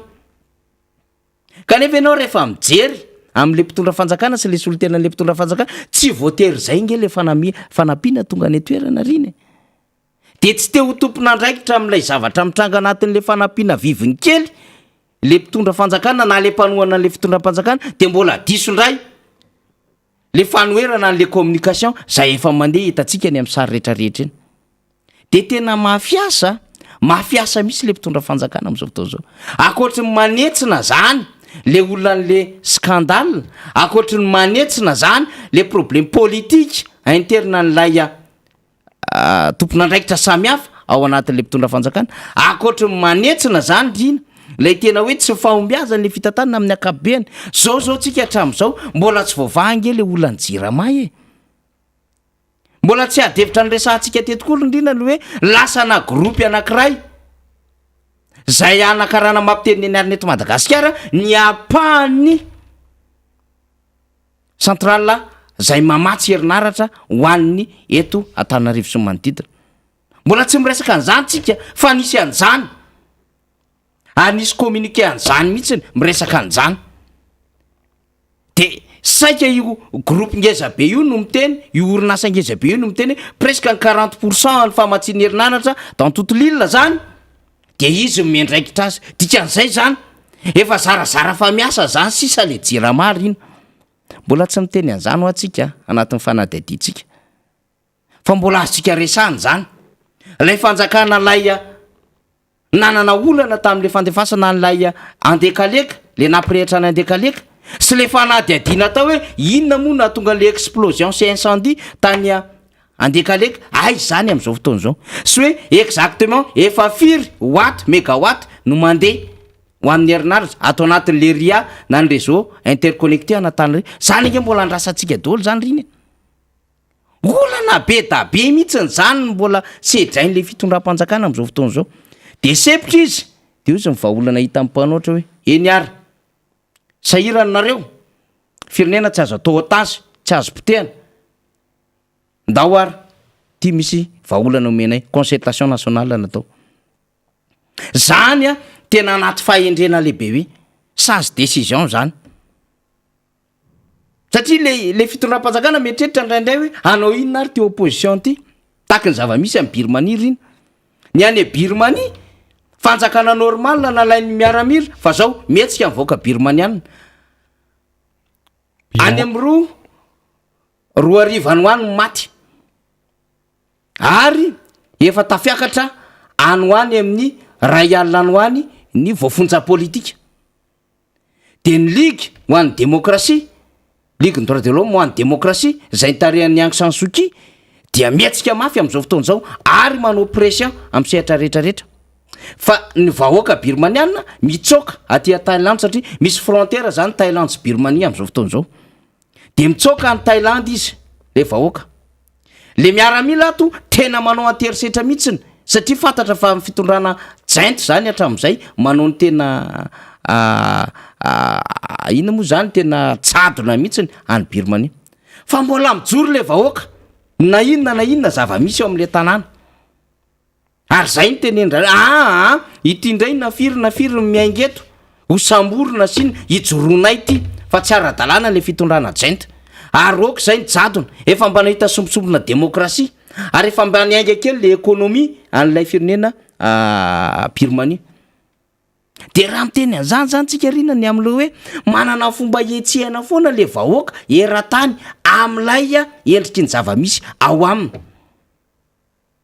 de ty zany zao nomen'ny mpanohatra eto Madagasikara hoe tiry zalahy concertation nationale mba midiry nareo manao an'io fa na izy raha votanao anatin'le concertation nationale satria inona lizy zavatra ny resahan'ny mpanohatra ny tsotra be ny resahan'ny pasteur tsara Médoire teo hoe raha vao ny gouvernemanta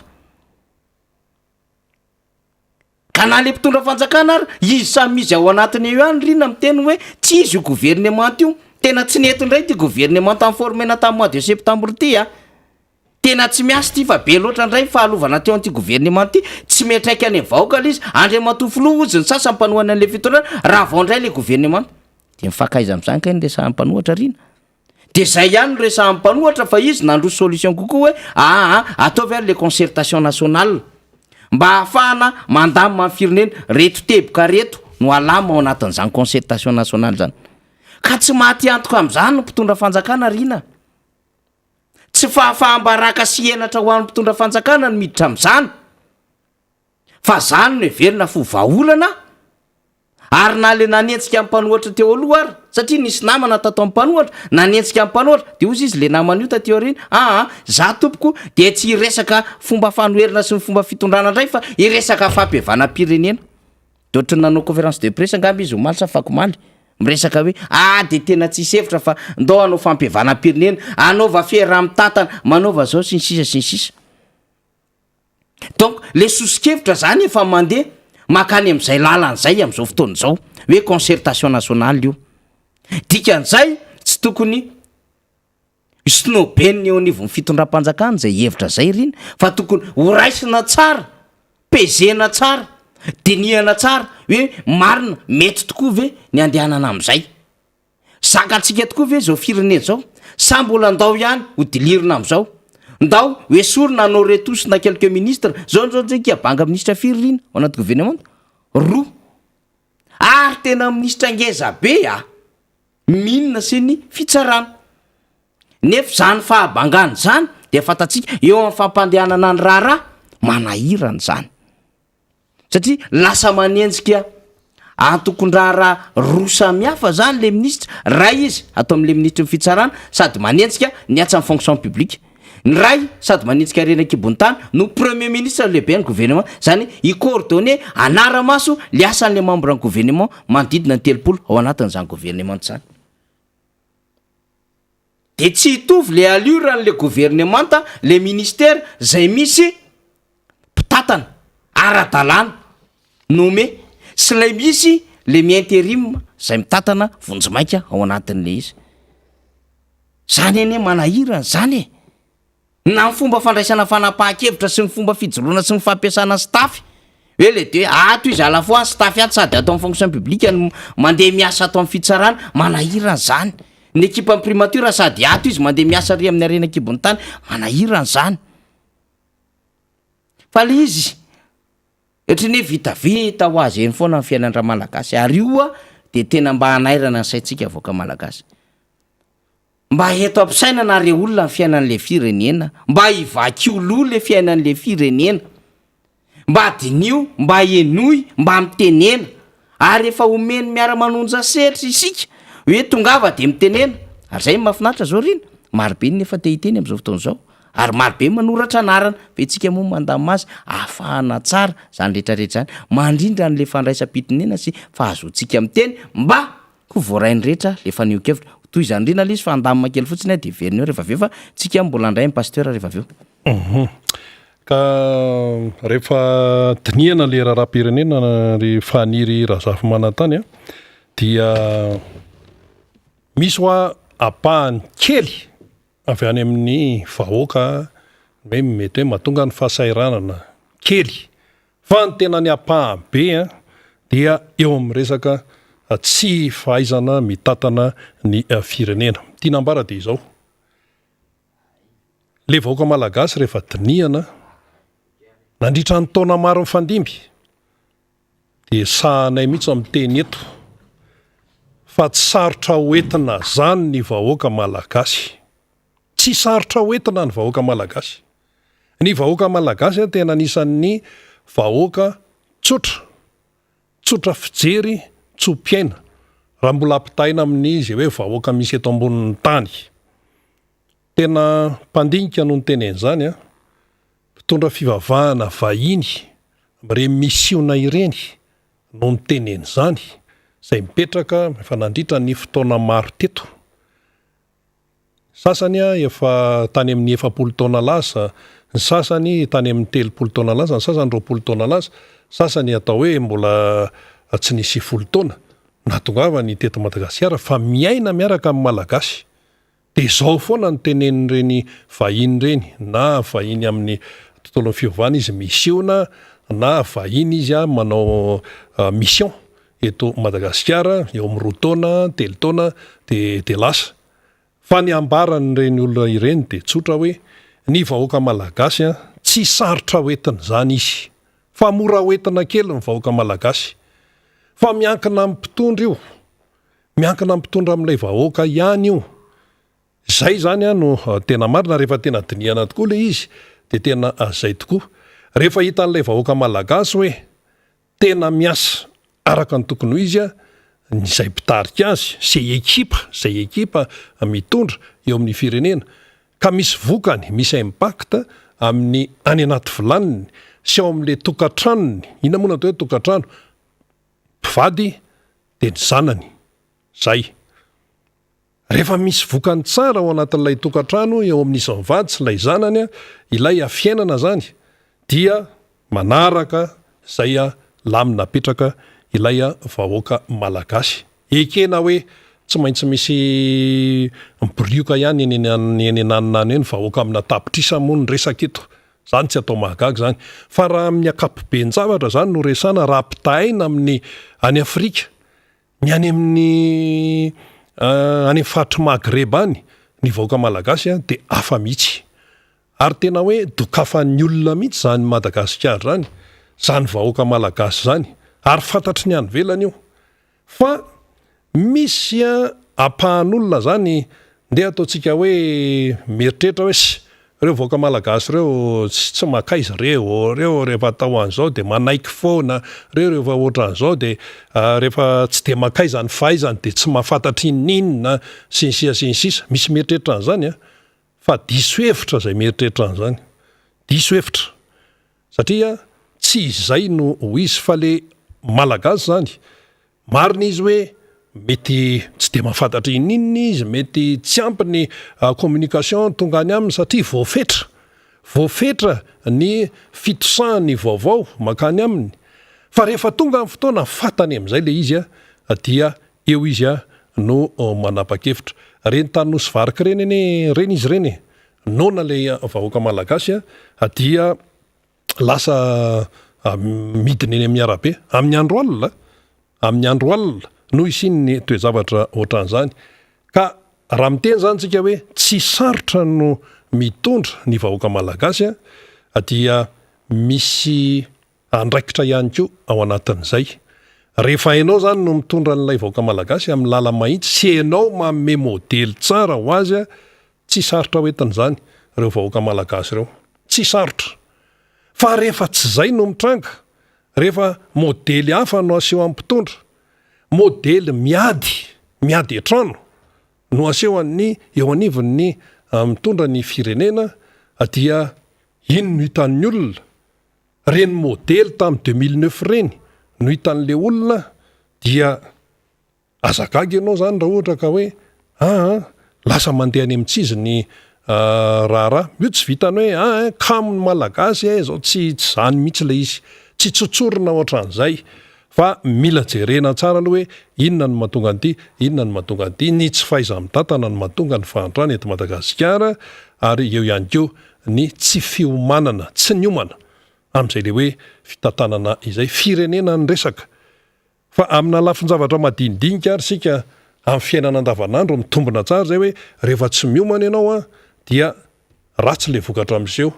fa rehefa niomana ianao dia tsara ny vokatra miseho ohatra ny mpanao baolina ihany io rehefa ratsy fiomanana ianao rehefa reraka ianao dia tsisy vokatra mandeha amin'izay tokony ho izy eo tsy arak'izay vokatra atenaina re zao ry Messi tsy nafaty penalité tamin'ny contre tamin'ny Real de Madrid dia oziny sasany hoe Messi zany ve dia tsy afaty penalité tsy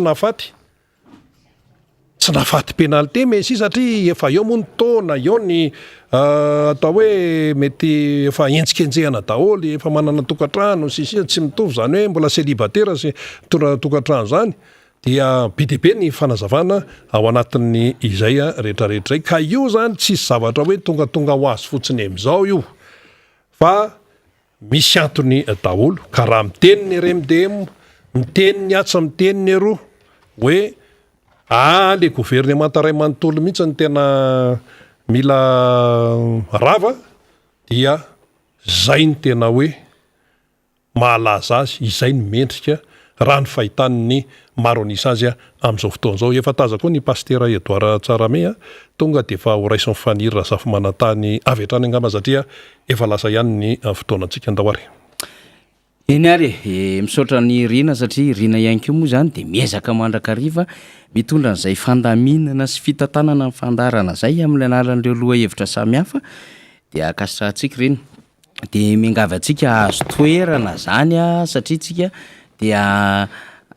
iaino ny feon'ny RMDM zany amin'ny alalan'ny pasteur Edouard Tsarame zany zay azo lazaina fa tompona andraikitra ambony ao anatin'izany fitantanany rodibeny dia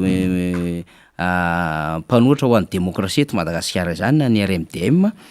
anisany hitantsika manao hevitra foana matetika pasteur Edouard tatoato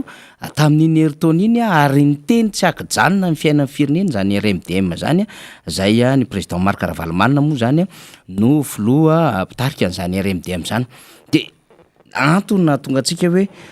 hanasa ny RMDM eto an'ity plateau ity satria zava-dehibe ny fanambarana ao am-panao gazety izay nataon'ny RMDM omaly tetsy amin'ny QG Belera iny dia hanasantsika ny pasteur Edouard zany Tsarame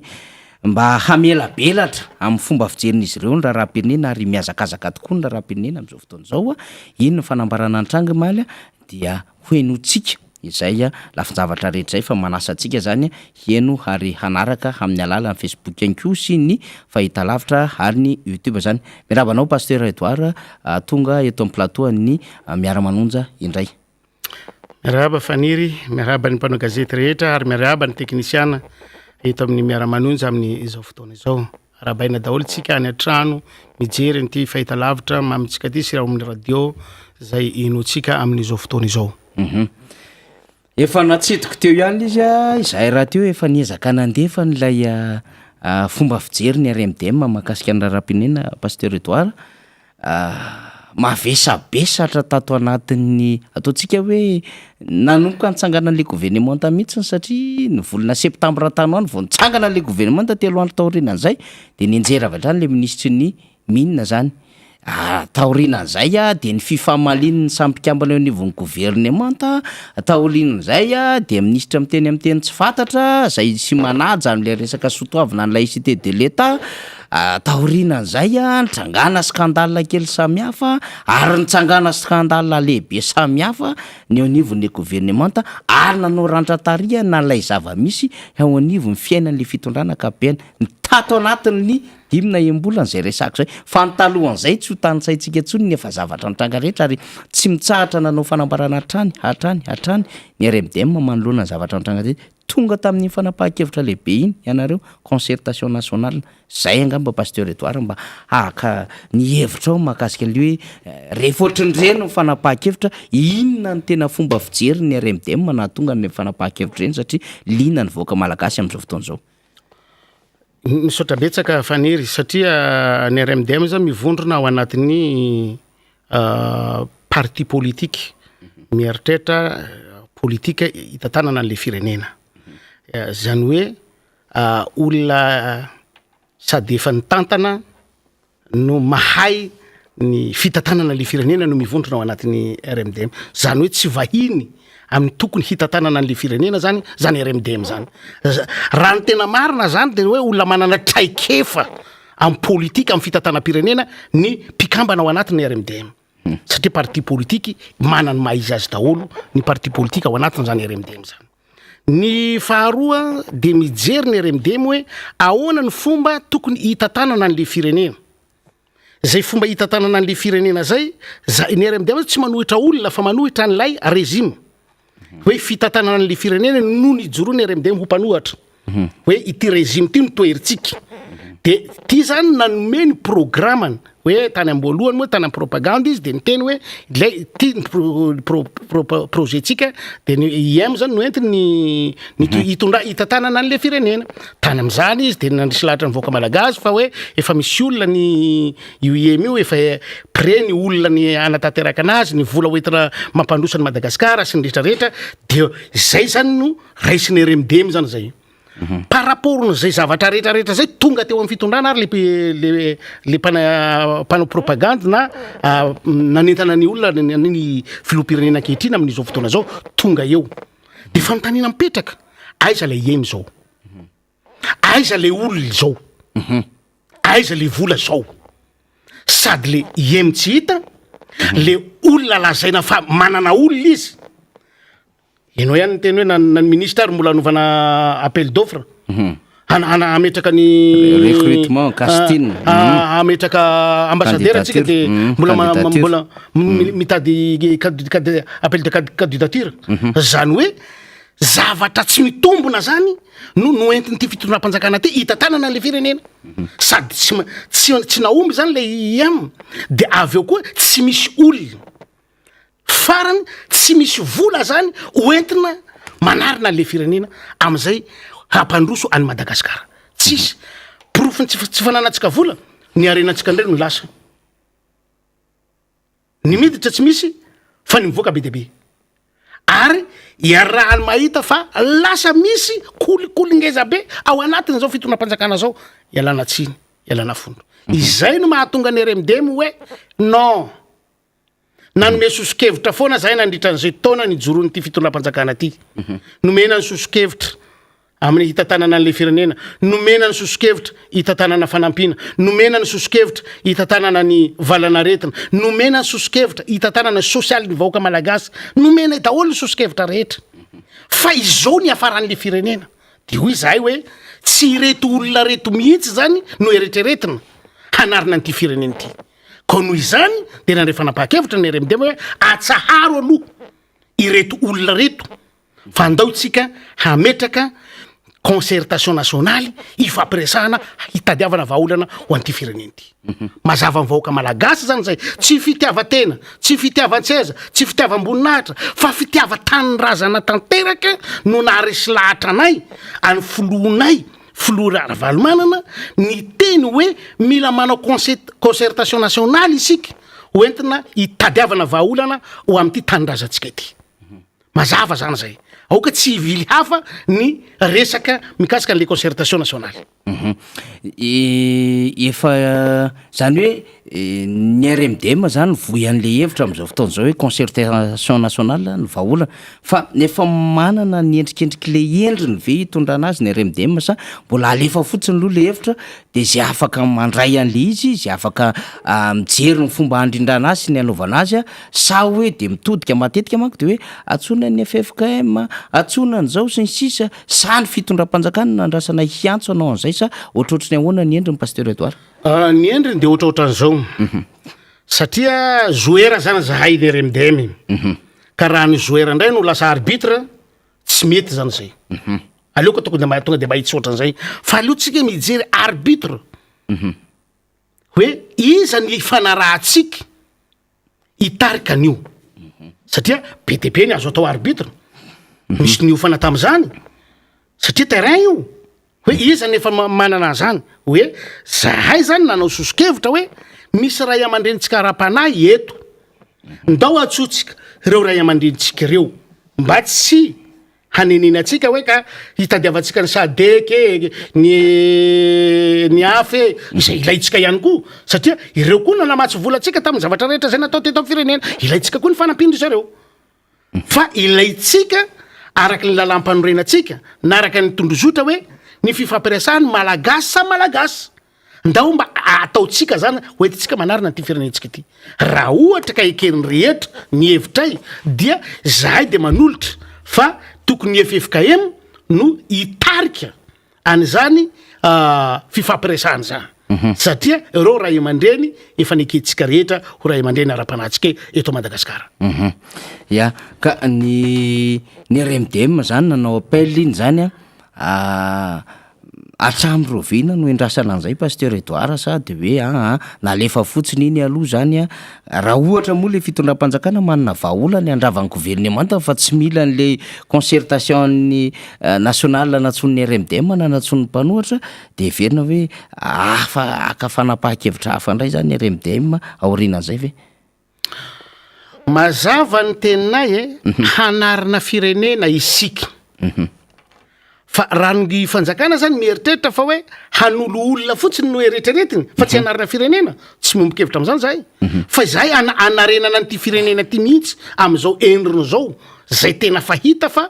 tena fasahirana loatra le piraitanindrazana sy ny fiarahamonitsika rehetrarehetra na ny mpanao politika na samy sahirany tsy misy sahira samy miasa saina am'ty hoe ahoana ny atao am'ty firenena ty tsy mahandry andro tsy mahandry alina ozy zareo tsy hay tegna hoe mandeha alina ve sa manao hoana tsy fantatra tsony tsy matory andro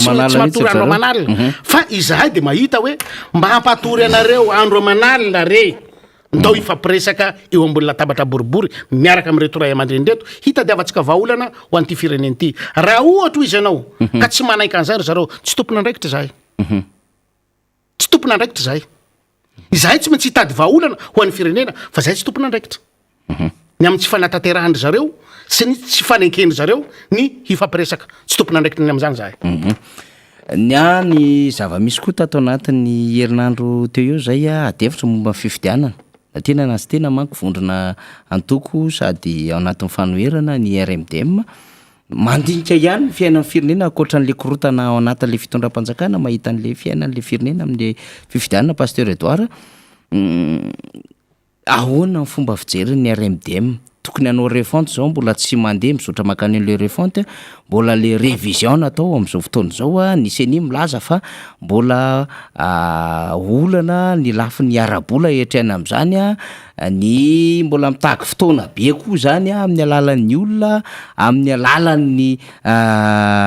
fitaovana samy hafa etrehana zany ny fitondram-panjakana tsy mbola mamoaka am'izay hoe processus andehanana am'izay refonte zay amin'ny alalan'ireo andin-dalàna samy hafa hafahany eo anivon'ny seni manao an'izany ity nefa efa 2022 tsika efa maraparana indray tsika afaka 12 andro de ho tapitra indray ny volana febroary na 1 andro dikan'izay efa 2023 fiatrika fifidianana de ahoana fomba fijery ny RMDM satria anisan'ny victime tamina élection teo aloha ny filoha-pitarika ny RMDM sy ireo antoko ao anatin'ny RMDM ko satria nisehatra tamina fifidianana filoha-pirenena sy tamina fifidianana solombamboaka ny akamarony koa ny tao anatin'ny RMDM inona ny fomba fijerinareo manoloana nyty resaka lisy-pifidianana sy ny fifidianana amin'ny akabeany ty ny fitondrana amin'izao fotoana zao zany tsy te hanao fifidianana mihitsy ra zareo fa te ametraka mpitondra zay zany ny rôly ny CENI sy ny ACC ametraka mpitondra fa tsy hanao fifidianana aoka zava zay teniko zay hametraka mpitondra mila fanazavana tsara mihitsy zany fa tsy hanao fifidianana ny atao hoe fifidianana mako safidin'le olona no ajaina ary ny fomba hahatateraka an'izay safidiny olo zay le fepetra resantsika hoe mila refonte ny lisy mpifidianana tsy hanao an'izany izy satria mety tsy le safidiny olona no hitovy amin'ny zavatra andrasany ny senisy ny ACC fa io no hitany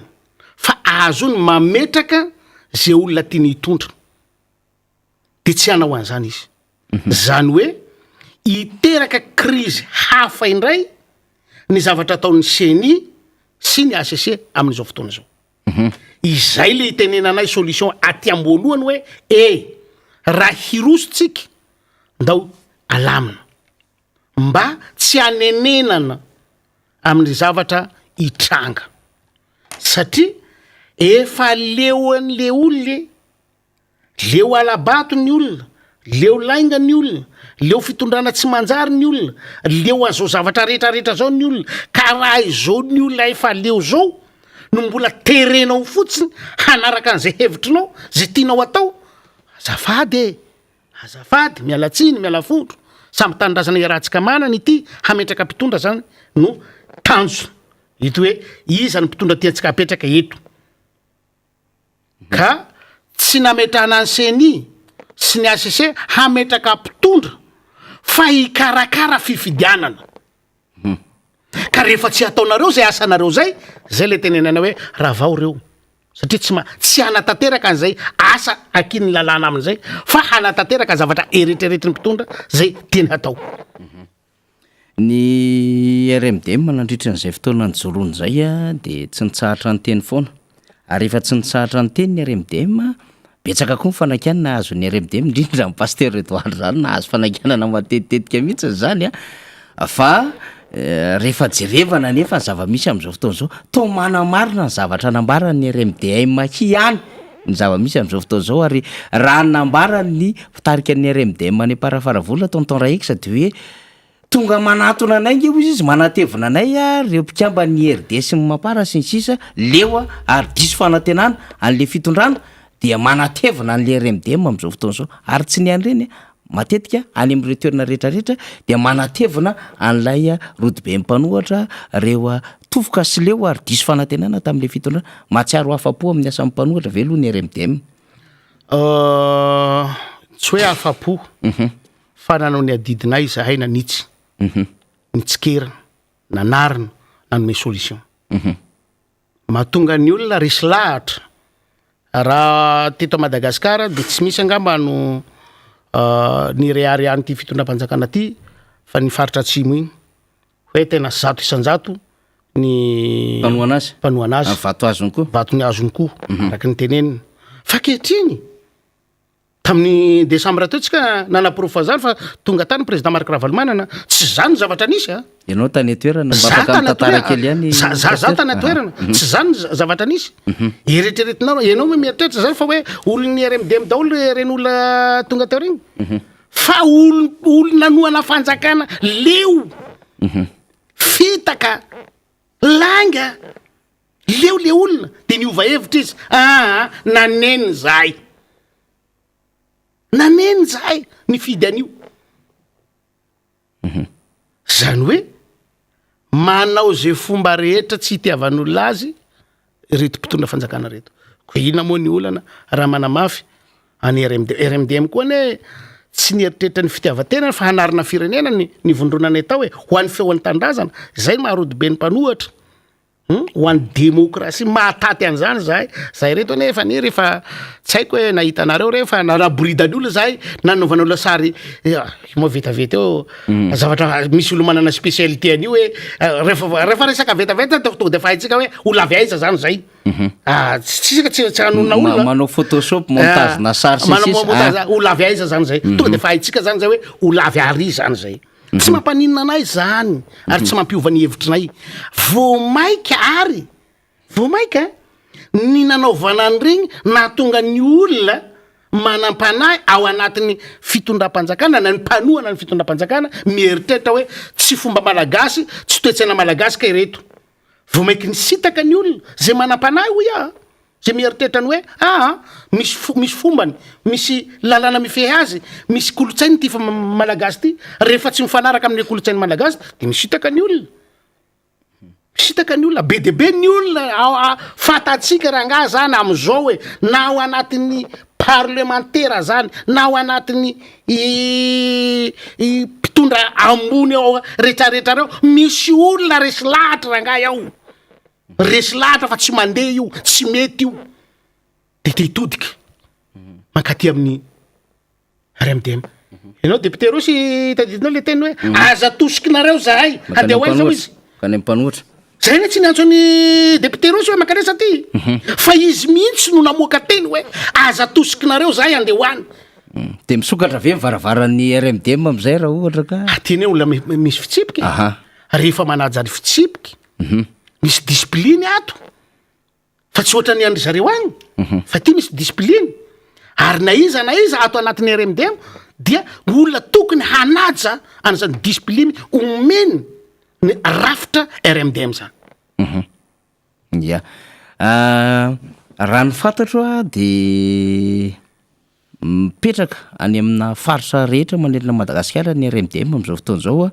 a 13 moa faritra parcera tsy fantatry hoe firy amin'ny faritra 13 no misy ny RMDM fa raha ny efa nyraisinay aloha zany teto amin'ny miara-manonja de saika maromaro ihany re faritra zany a misy RMDM mbola mitovy hoe zany zay fametrahana zay ary voaray ohatra zany zao niraisiko nisy fiaonam-be mpanohatra tamin'ny 23 sy 24 jolay tery bypass de nisy fehikevitra niraisina tamin'izany de nisy teboka 9 miasa ve reny fehikevitra reny voarainy le tena mpikatroka rehetrarehetra mpanohatra any amin'ny faritra ve izy reny ary mety mbola hiasana ve izy reny amin'ny concertation nationale raha toa ka ho avy le concertation mazava ny RMDM ako fotokevitra ny azy no lehibe indrindra fa ny any sasany fitiavanany lehibe indrindra fa ny anay fotokevitra no lehibe indrindra mampifamatotra ny RMDM azay fotokevitra lehibe zay zany dia hajaina zany zay hoe ina ny fotokevitrytsika de ny fanarahana igny zany lasitra anankiray igny guide ny RMDM lay teboka 9 ny tapahana teny amin'ny bypass igny mbola igny ny ainanay mandraky ty ny androany ary zay mbola hanaovanay hitakinay le concertation nationale satria any RMDM igny fa mety misy vondrona hafa koa agny mety misy vondrona hafa koa agny misy olona rehetrarehetra mako fa te hananganangana vondrona daholo zay mako fantaniko ahoana fijerin'ny RMDM am'izay karazam-bondrona zany efa manokatra lalana ny RMDM ho tonga am'le concertation nationale de mipoitra daholo ny olona rehetrarehetra zao zany hamondromondrona ato anatin'ny mpanohatra koa misy an'izay de te hivondromondrona daholo satria mantiana ho azany le olona tsy misy maharatsy an'izany ary rehetra mahita an'le izy koa efa mandeha am'le lalany etrany any amin'ny fahombiazana angambany de taitra ny sasany izay le tenenay hoe io hay avao izy gn'anaka anagnambinanto na gnyvolovolanjary avao ka ohatra ny gnanareo rety fa ny RMDM zany de fa hita zalahy hoe mahomby ny hevitry ny RMDM mirona mankany amin'ny hevitry ny mpanohatra ny olona rehetra zao ko noho izany inona ny atao satria miantso concertation nationale ny RMDM ka raha ohatra ka ny mpitondra fanjakana sy ny RMDM ihany ny fampiresaka ho aizatsika tsy hoe inona ny fotokevitra hoentitsika eo fa ho aizatsika le ametrahana ny tongony io zany le ametrahana ny tongony io zany hoe rivaoka malagasy tsika tsy voafitaky ny seza ka olona mpitady seza no atosikitsika na olona mpitady vola na mpitady ranondranony fa fotokevitra hanarenana ny firenena no iantsonay any concertation nationale fa tsy hoe andeha hivondrona na hivory hita hizara seza sanatria tsy zay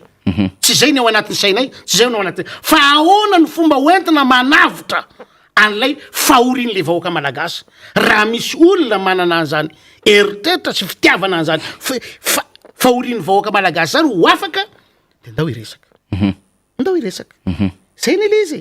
ka le olona mivondrona hivondrona anao inona ny fotokevitry n'le fivondronana efa misy ampahanasa maro be nefa vitan'ny RMDM anatin'izay teo amin'ny tontolon'ny fanoherana. Ny RMDM mihitsy nanao ny asa rehetra fa tsy hoe ampahanasa fa ny RMDM mihitsy nanao ny asa rehetra mandra-pahatonga ny fahatongavan'ilay concertation nationale na ny eo anivontsika eto a Madagasikara na ny anivelany nanao azany ny RMDM. Ay misy RMDM tokoa ny ivelany diaspora. Manao azany ny RMDM tsy hoe eto ihany RMDM ty efa zavatra sitraka Andriamanitra ho eto amin'ity tanindrazantsika ity hitondra n'ity fireneny ity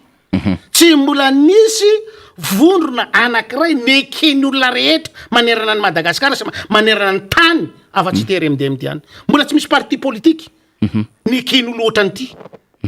ny parti politique ny rengatia ny sasany tsy mahafena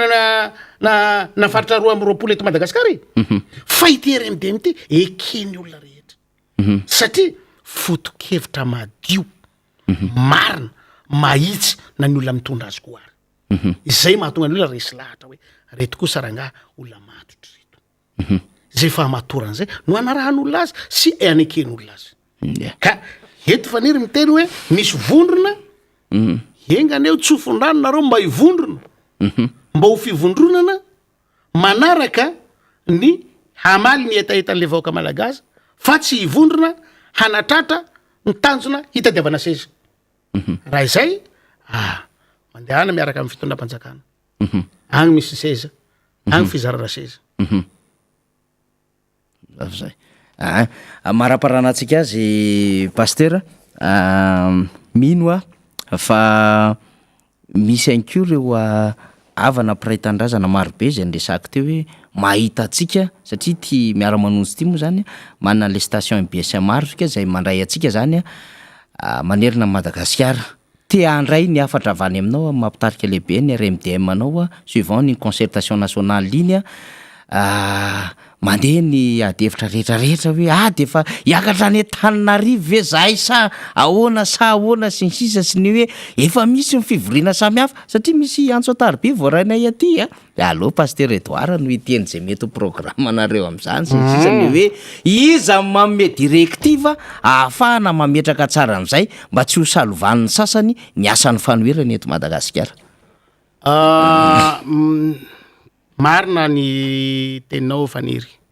ary zay ny antsoko atsika rehetra mpikambana RMDM manerana ny Madagasikara na manany velany ary aokare mba tsy hisy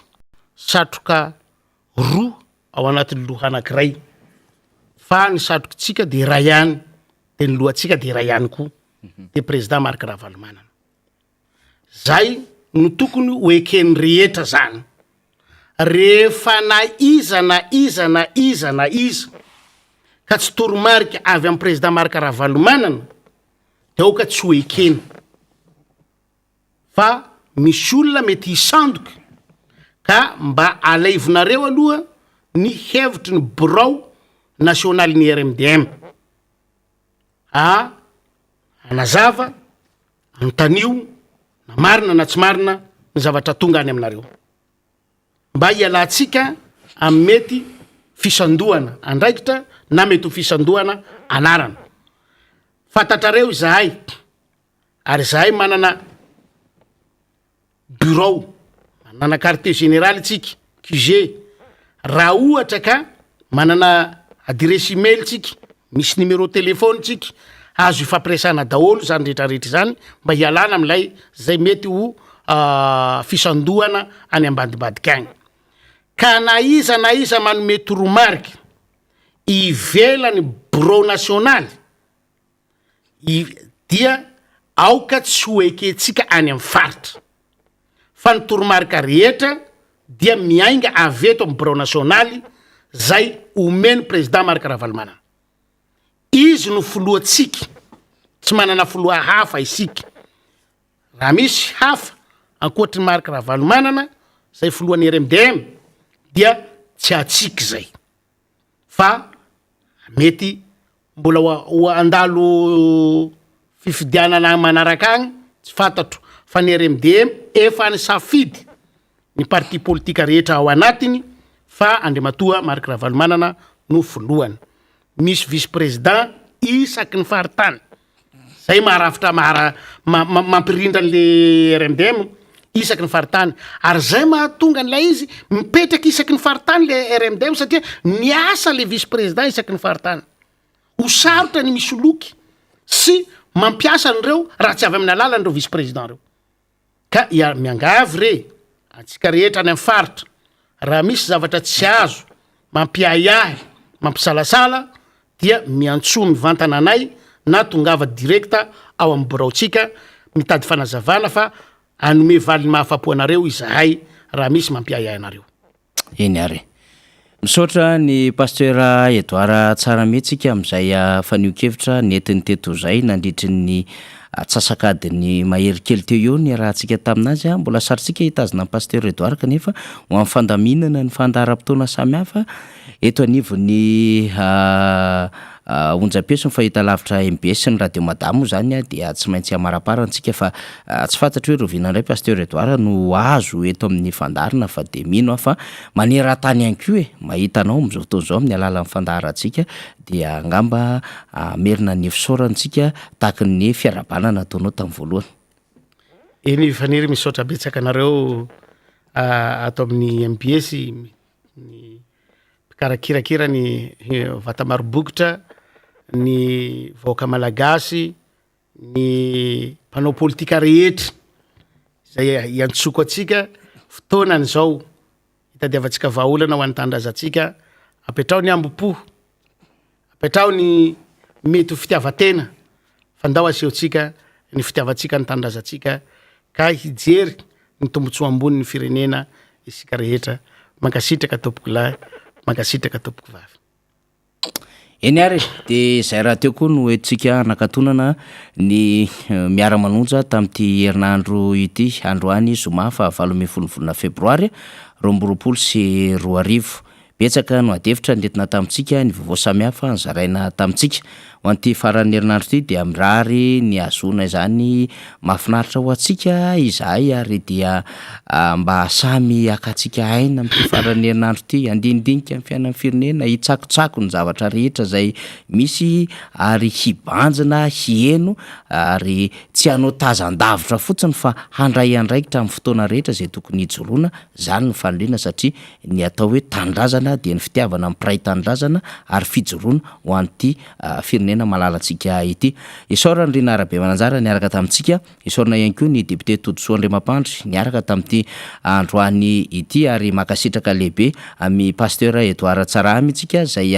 vovonana mpitarika ngeza be mihitsy ny ao anatin'izany RMDM izany ary mandrindra ny asa rehetra anisan'ny mpandray ireo olona zay avany amin'ny faritany etsy amin'ny QG Belera zany ary dia matetika ihany koa maneho hevitra amin'izany hevitry mmpanohatra sy ny RMDM zany maro andraikitra izy dia isaorantsika satria nanaiky novahinay antsika teto amin'ity fandaran'ity androany zoma zany de mamy fotoana raha toka mbola sitrapon'Andriamanitra de amin'ny alakamisy no fotoana amin'ny alatsinainy maromanina kokoa ny fotoanantsika zay hiarahana amina solombavam-bahoaka hafa indray ary ady hevitra hafa indray no arahantsika de misaotra tompolahy makasitraka tompoko vavy.